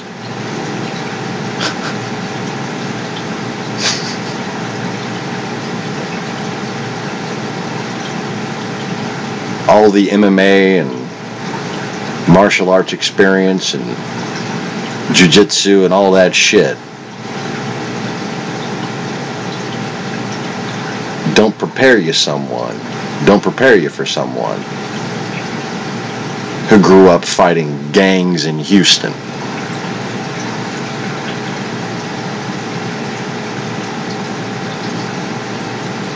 Blocking one of my attacks is fucking live or die.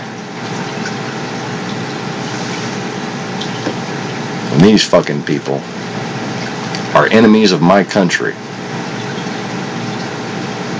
And I consider myself a soldier.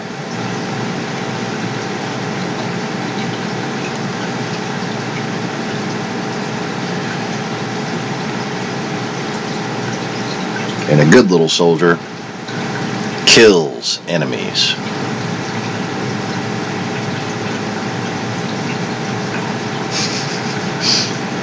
And then wipes the fucking drool off his mouth and begs for more.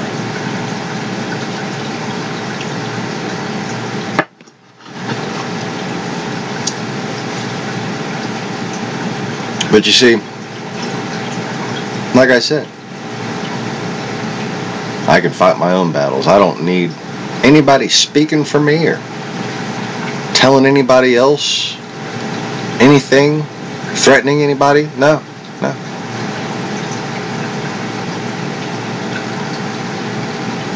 I provoke to prove people as cowards. I don't have anything to prove.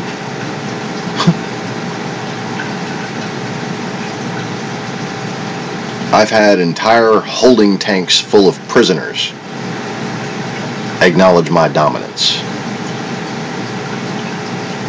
2 of them. And they were both rather overcrowded, I must say.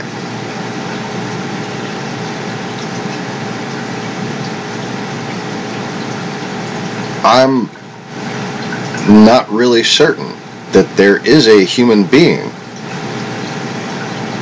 other than people from the Far East who could even see my fucking movements.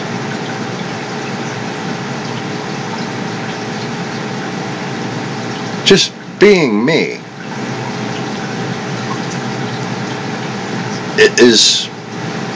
is an exercise in a lack of insecurity that most people experience. And I understand that some of the things that I say might, from other men's mouths, be so tedious and annoying. But the fact of the matter is, God has made me whatever the fuck I am.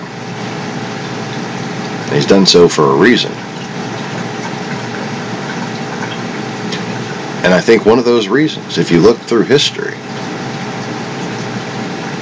makes it very clear when the story is actually told, not when the bullshit that those who wish to wield power over you tell you a watered down version of it. But these stories make very clear that when God incarnates Himself, He can fight His own battles just fine. In fact, if you got an army that's going up against a bigger, more powerful army, He'll run right the fuck out there for you in front of you and just go ahead and kill most of them before you even get there. Okay? I'm not saying I'm that powerful. I'm just saying I've never lost a fight against a large crowd of people. Well, except for the first one. But I was a very naive young pup. I thought it was just the little guy. Okay? I thought it was just the fucking little guy. And then...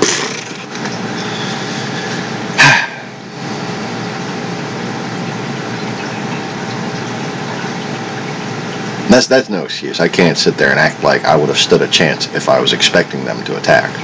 I wouldn't have. Not at that point. But,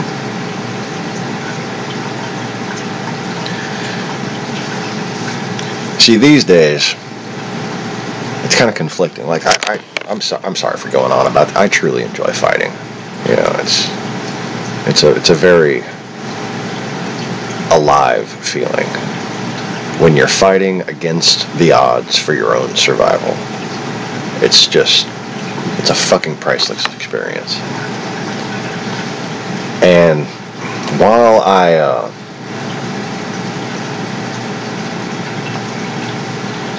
kind of want to say that I would relish the experience again, there's two things that make me know better, you know? Make me realize that even though I have the skill that I'm talking about having, I'd still be full of shit to act like I would want to fight a fucking gang of people today. The two reasons are, one, I'm crippled, so, you know, I would get sore. Don't have the stamina I used to, that's for sure. The pain fucking fatigues you after a while.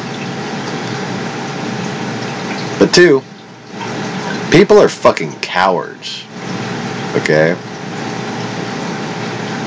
And like, yeah, like, people were cowards 20 years ago.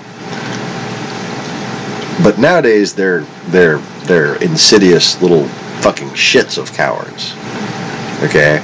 And they couldn't, you know, like, you couldn't just be in a fucking gang fight anymore. Because butthurt little babies would go and grab a fucking knife or a gun, even though they got 3 of their fucking boys with them. You know what I'm saying? So it don't pay to be a fucking badass no more.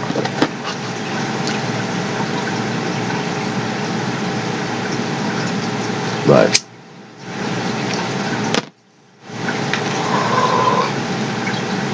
you know, that precludes fucking mall fights or anything going any way in which you might think it'd be honorably.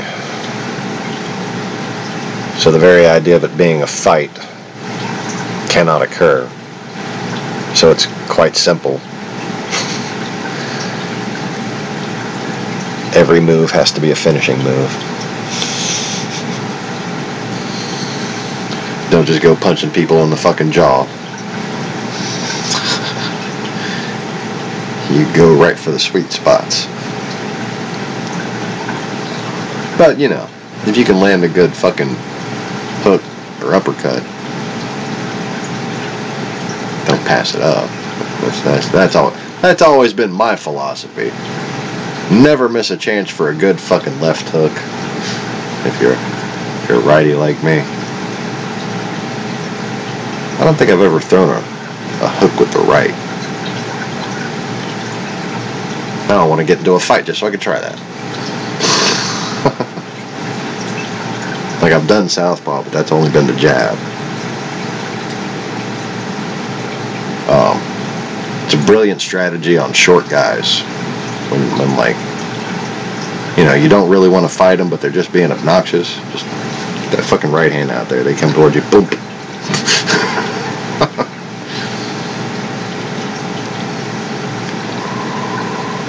Oh, you grazed me a little.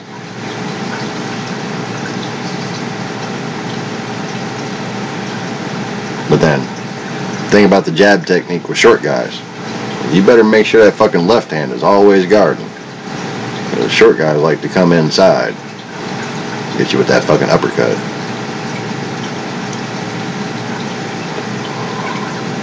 Boom, boom, boom. That's if you're a tall guy, or, you know, you're fighting midgets or something.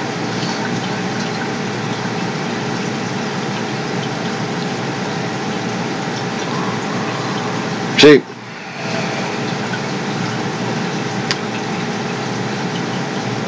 one thing I learned about my fighting ability is that it does not exist if I do not have a good reason to fight.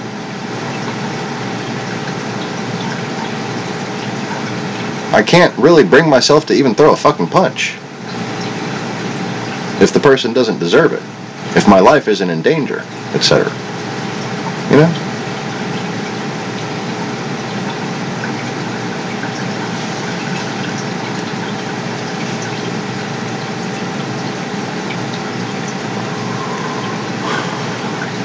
But people need to have honor, first and foremost. There used to be this thing called chivalry, where you would see a man insult a woman, and you would challenge that man to fisticuffs. No. None of that anymore.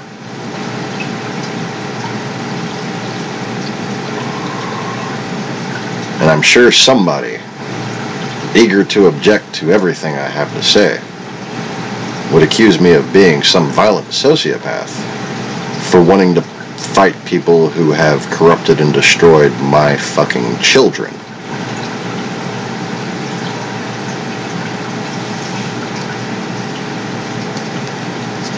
But I suppose you won't know what my name is until I lay my vengeance upon you.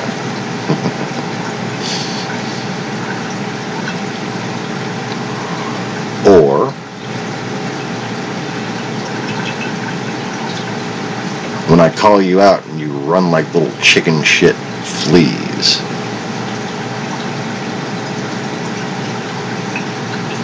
Been caught sucking blood. And you bounce away and scatter as fast as you can. Oh, I was never even there. Bink.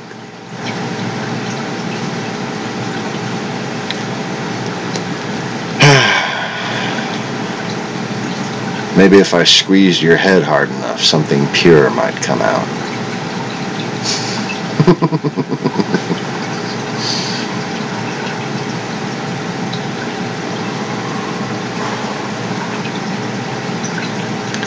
You see, like, a good example of the lack of a standard for honor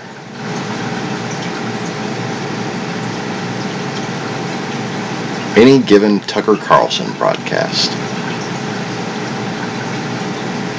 Can anyone tell me in the comments if you can watch more than 30 seconds of Tucker Carlson interviewing somebody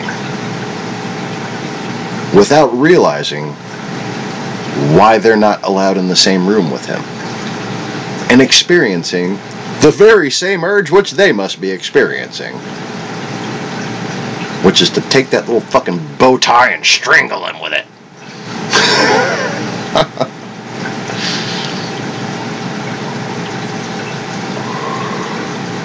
See, I couldn't go on Tucker Carlson's show.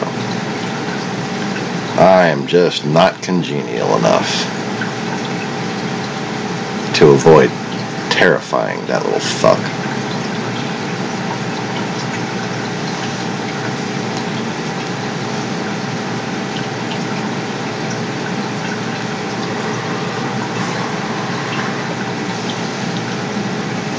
Like I said, Tucker. Interrupt me one more fucking time, and you're gonna start finding body parts in your car every morning.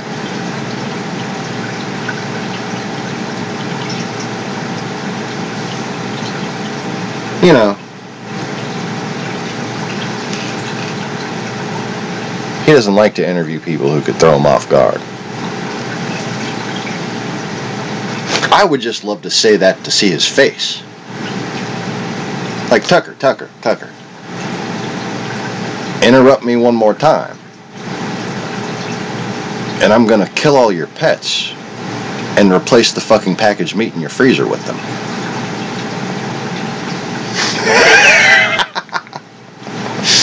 He doesn't have any pets.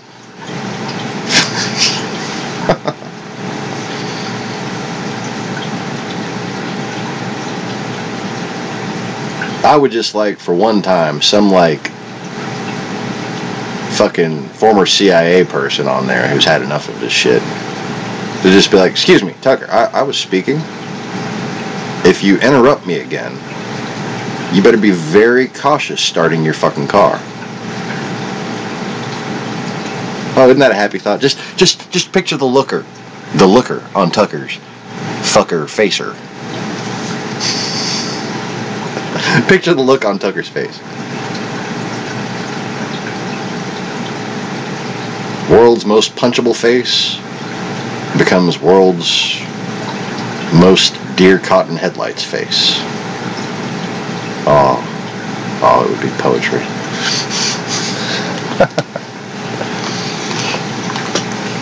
Now, I'm not saying anybody should be violent towards Tucker Carlson. Obviously. That should be obvious. Because I assume that I'm speaking to men of honor. And any man of honor would know that it would be far more amusing just to see him run and shit himself and pee and cry than to see him bleed and die. I mean, just from, not a moral standpoint I'm talking here. That should go without saying. I'm in comedian mode. And I'm talking about the level of satisfaction that must be attained from revenge taken on him. He must be allowed to live and suffer through it. He's like the Prince Humperdinck of fucking cable news, man. I'm going to leave him to where every shout of every babe and every woman crying will echo in his perfect ears. Fucking Humperdinck. He's like the abominable butt baby of fucking Humperdinck and Frodo. Just... I don't mean Elijah Wood. I mean the Alex Jones guy. That Frodo.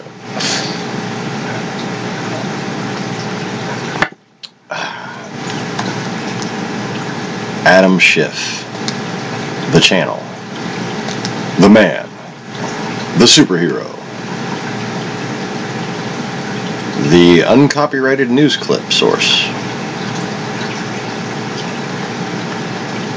Because, oh my god, my bladder's about to fucking burst. Okay. Adam, where are you? Oh yes. Don Francisco parody. In order to find that.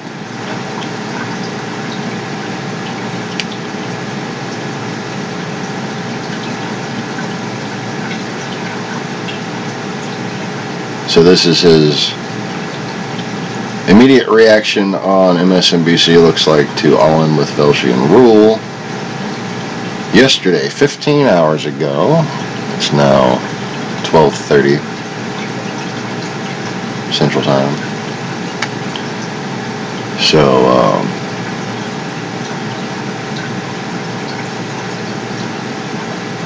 this was uploaded in the evening yesterday.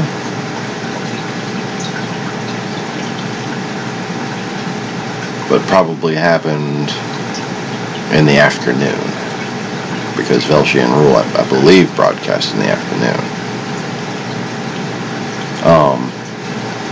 Now, the House subcommittee that was investigating so-called, the terrorist attack against the United States that gave us Donald Trump, also known as election meddling.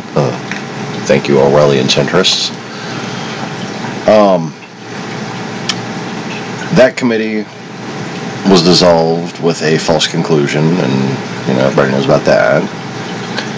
But what you might not know is that Adam Schiff is basically continuing an independent,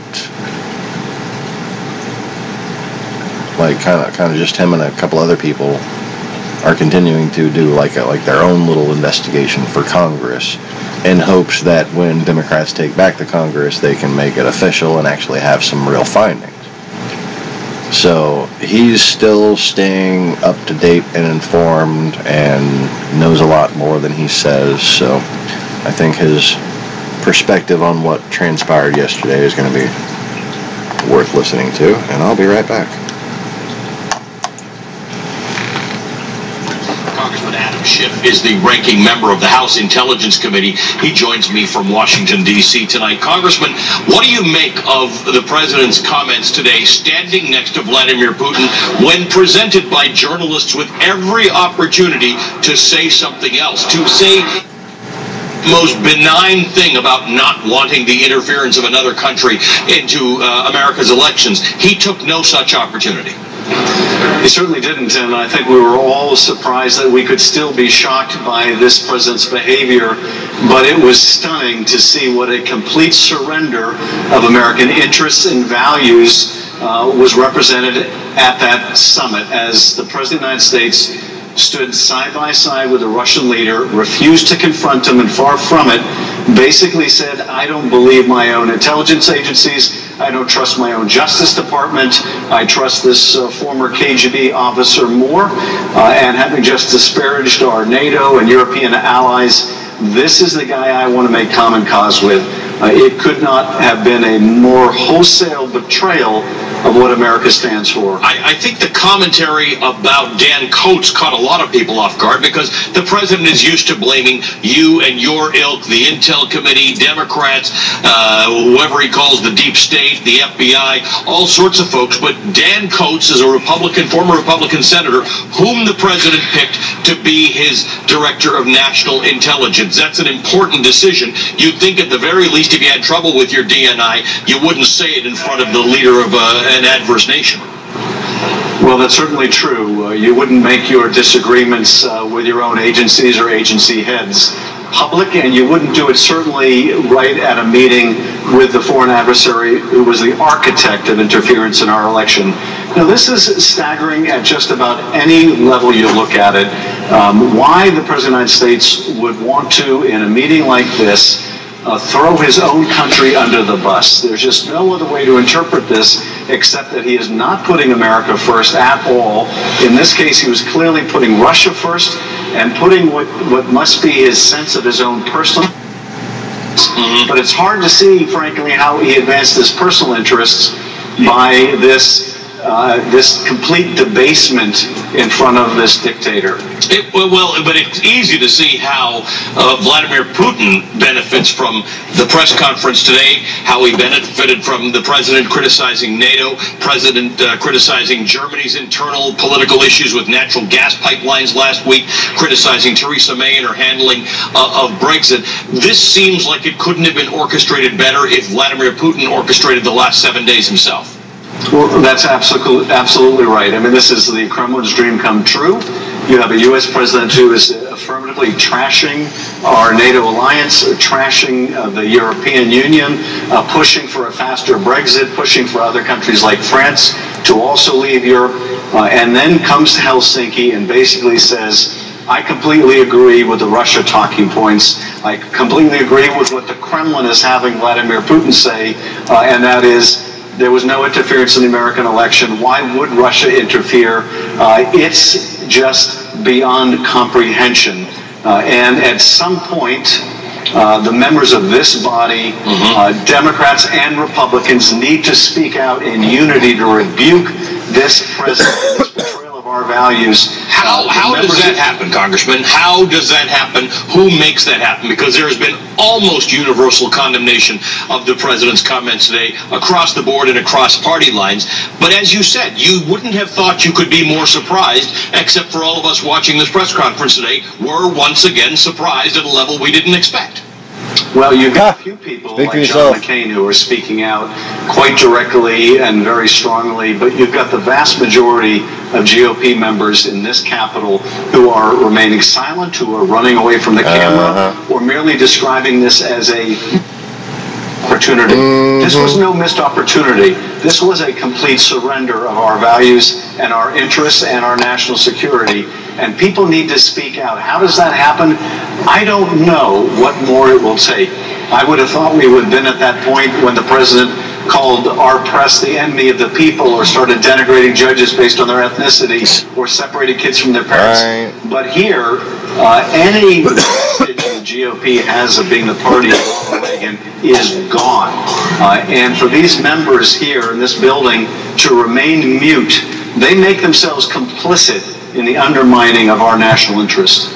Congressman, this will be one of those days where all Americans are going to remember exactly where they were when they heard that press conference taking place. Congressman Adam Schiff, thanks for making the time tonight. I think you're right. I think Americans are going to remember where they were when the American president betrayed the interests of our country. It's the big one. Congressman, thanks for silent about it. I want to talk to Democratic. Whoa. Just, whoa. He doesn't usually have that unblinking stare at the camera thing going when he's done speaking.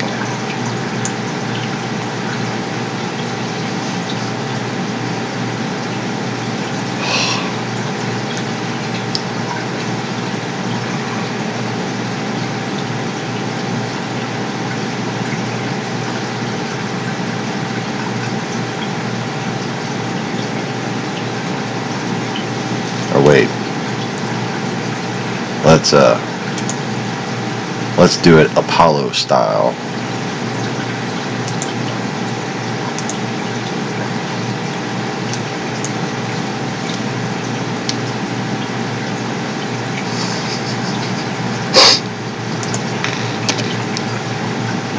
Get that thing off the stage.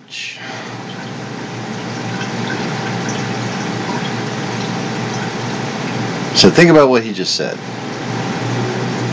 Never mind. Today is going to be a meeting. Surprise meeting. Surprise little party. Congress is going to throw for Trump.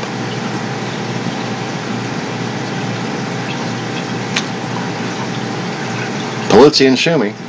Pelosi and Schumi are supposed to be there. Pelosi and Schumer are supposed to be there. But their offices, as of last night, did not know what the meeting was about.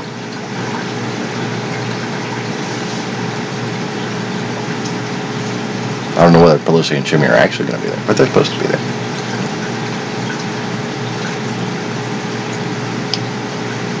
So if the Republicans are calling this meeting, but need the Democrats to be there, or don't, either way, haven't told the two lead Democrats,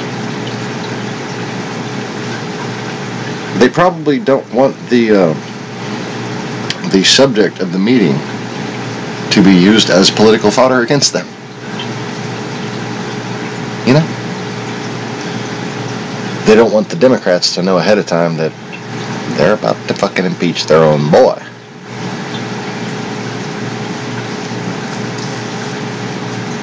If you listen to what Adam Schiff just said, what he just made a point of repeating back after agreeing, and then emphasizing with further instigation.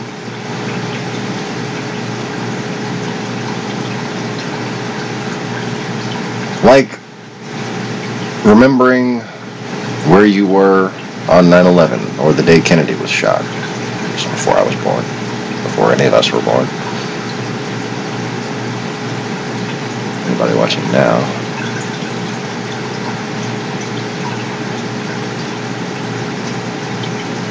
This date, this speech, is going to be that level of event, according to Adam Schiff and his stare at the camera. I can't make the middle of my eyebrows go up. It's always just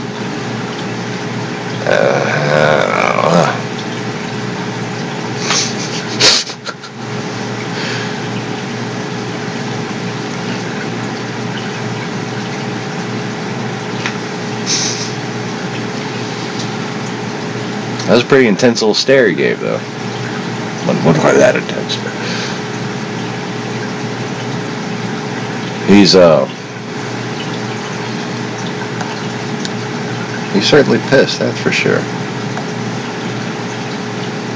But see, even with these little frames that they have up here, there's still that little calmness or relaxation. I never got the real sense of imminence from him, the way that last little stare did, especially in context of what he was saying. So I think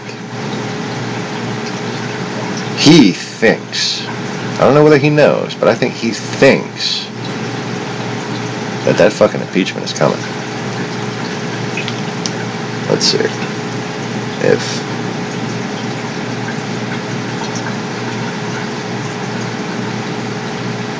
Was that All In? Hold up. If Velshi was filling in for All In with Chris Hayes, so that occurred later in the evening, probably. Congressman Adam Schiff is the ranking member. Towards the, When presented by journalist... see, that's Ali Velshi filling in for Chris Hayes, so that occurred later in the afternoon than I thought. So that means that meeting in Congress might have actually been called by then. So that would give him reason to think the same thing that I'm thinking. You see, at some point, Republicans are going to realize how much of a liability Trump is. They don't care how much damage he's actually doing. But when something so blatantly fucking obvious as this happens, is what happened yesterday, that's fucking... basically the public blowjob given to Putin in fucking Helsinki. Okay? The Helsinki Whorehouse Summit, basically, is what we should call it. That's kind of a liability. You know? A bit, wouldn't you think? I mean, nobody's even talking about fucking 2018 all of a sudden, as far as the election goes. Hadn't even been mentioned.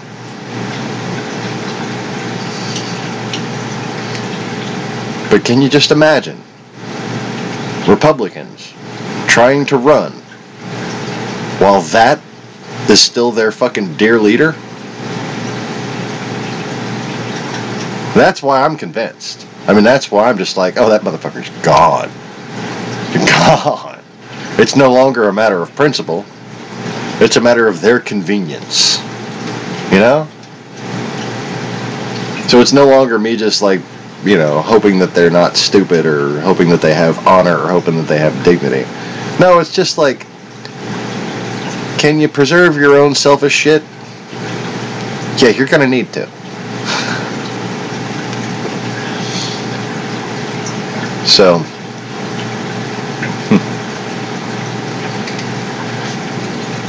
I'm looking forward to it. I'm having faith. I am praying to God. God, it's okay if he doesn't get impeached.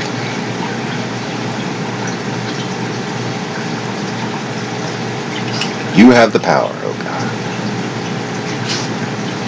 to bend fate, to bring it to pass in your time when it suits the needs of your plan that is for the greater good, for the good of all of us.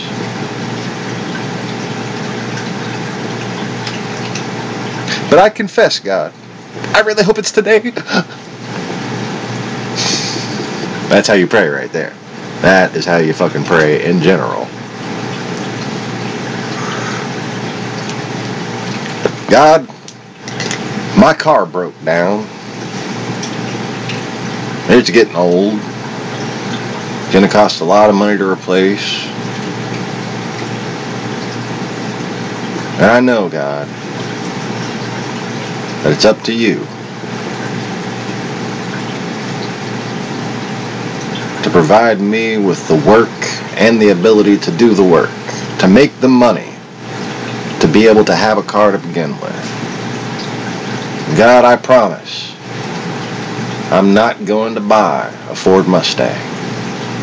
I'm not going to buy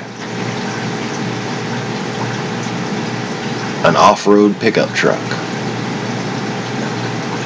I will go and I will purchase an economy sedan for my wife and kids. And it will get a minimum of 35 miles to the gallon, O Lord. For I care about your creation, and I do not wish to have excessive horsepower. For it is horrible stewardship on my part. But Lord, if thou willst it for me to be able to safely match the speed of highway traffic. Perhaps thou mightst allow for a small engine upgrade, O Lord.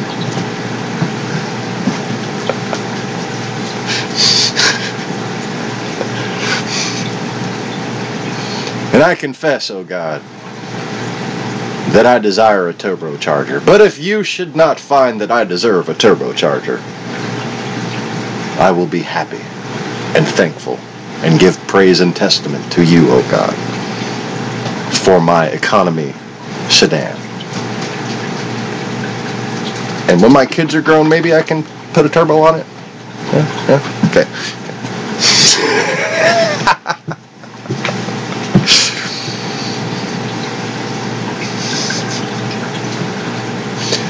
I'm amusing myself. I don't know if any of y'all are amused, but nobody's leaving, so.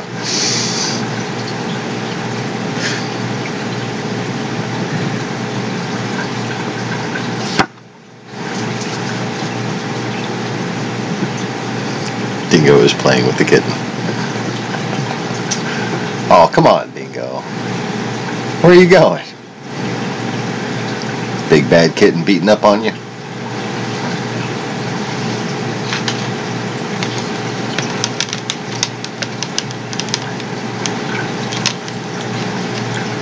Nope.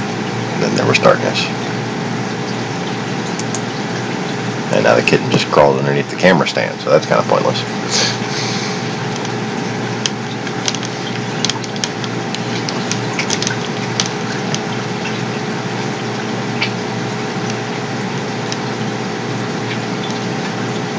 How about some fish tank? Fish tank!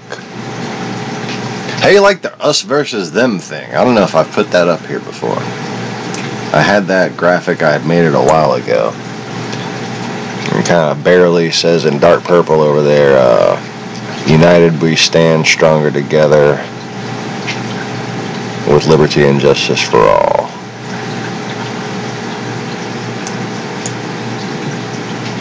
But us versus them. Tyranny, hegemony, expansionism, and monopoly.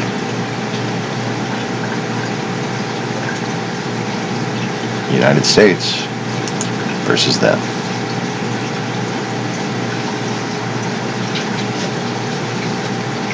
I want that on a bumper sticker. Good.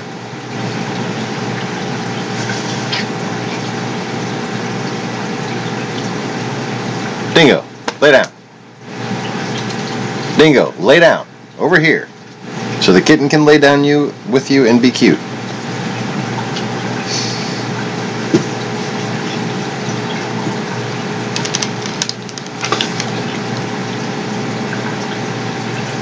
What is it, boy? Did Timmy fall down a well?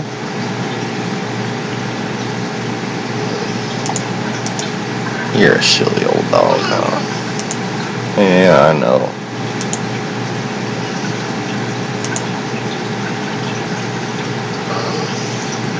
What? What is it? What is it? He's a sweet old puppy, huh? Oh.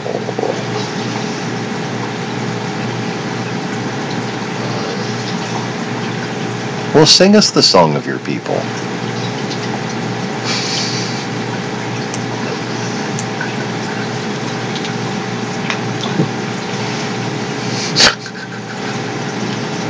Dingo, lay down.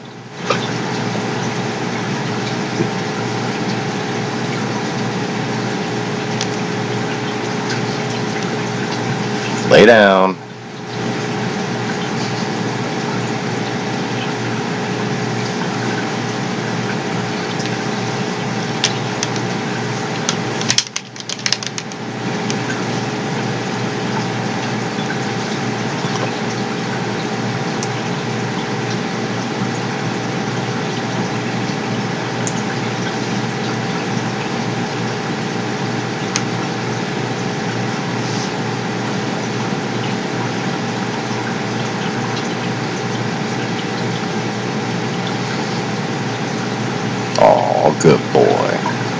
See, Dingo, you got your very own kitten.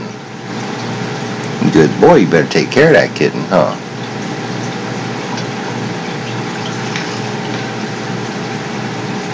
He's like, how about you take care of me, jackass? I want some food. Dingo, you want some food? You want some food?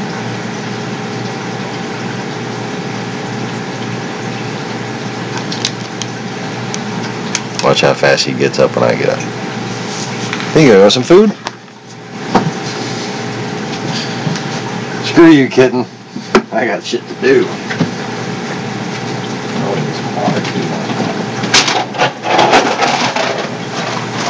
You still have food.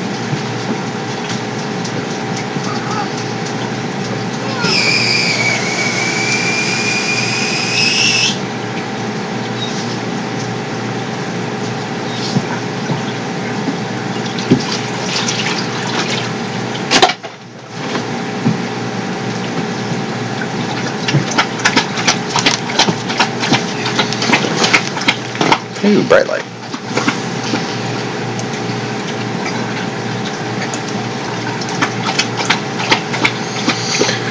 Alright. So, who's got a question or a thought to share or something like that? Because I don't feel like squeezing my brain hard enough to get the hell back to what I was saying. Just kind of hanging out and bullshitting at this point. So whoever wants to hang out and bullshit, let's do that. Otherwise, I'm going to call this a broadcast, and then I'm going to start broadcasting on the other channel. And,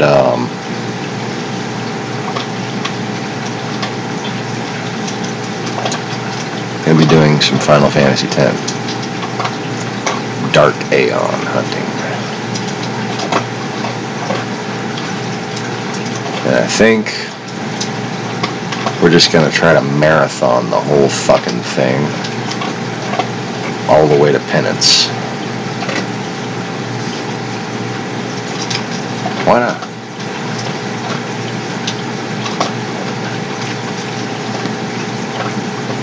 I have my celestial armor, and I think I have a save file that's pretty well built up and ready as far as HP goes. All the stats are maxed out, but you know, I beat the Three Sisters the first time, the Dark Three Sisters. Beat them all together. But then the second time I tried to fight them all together, I lost. Like fucking handedly. But I'll probably try to fight them all together again. Just because it's more of a challenge. A little more better as far as visuals go. But, you know, there's no surviving their fucking, their ultimate attack. Doesn't matter what you have, auto life, nothing, it just removes all that. Anyway.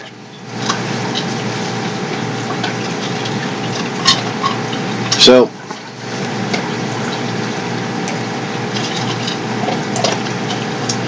the point is, dishonorable bastards have been doing dishonorable shit and trying to get you to dishonor your mothers and your wives and your sisters and create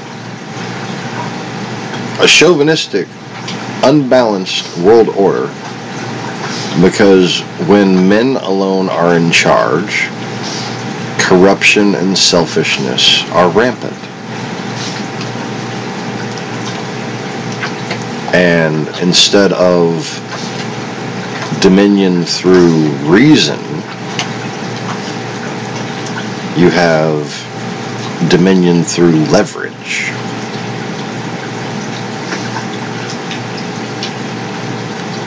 And that is simply not a sustainable model for a society. Eventually, that society will exterminate itself. And well, that's just not good for business, you know? Anyways, thanks for watching, everybody that's been watching. And catch me on the Easy Reefers channel, where we will only be speaking metaphorically of political things as we do a marathon dark aeon hunt that is also a little bit of a spell, a little bit of a magical mechanism that's been storing up the energy of anticipation of all those who are aware of it. So that, upon completion, there should be many demons that are liberated and forgiven and can move on. Wouldn't that be lovely? Thanks for watching, everybody. Don't forget to click the little like button and, you know, make sure all your aunts and uncles are subscribed. Peace.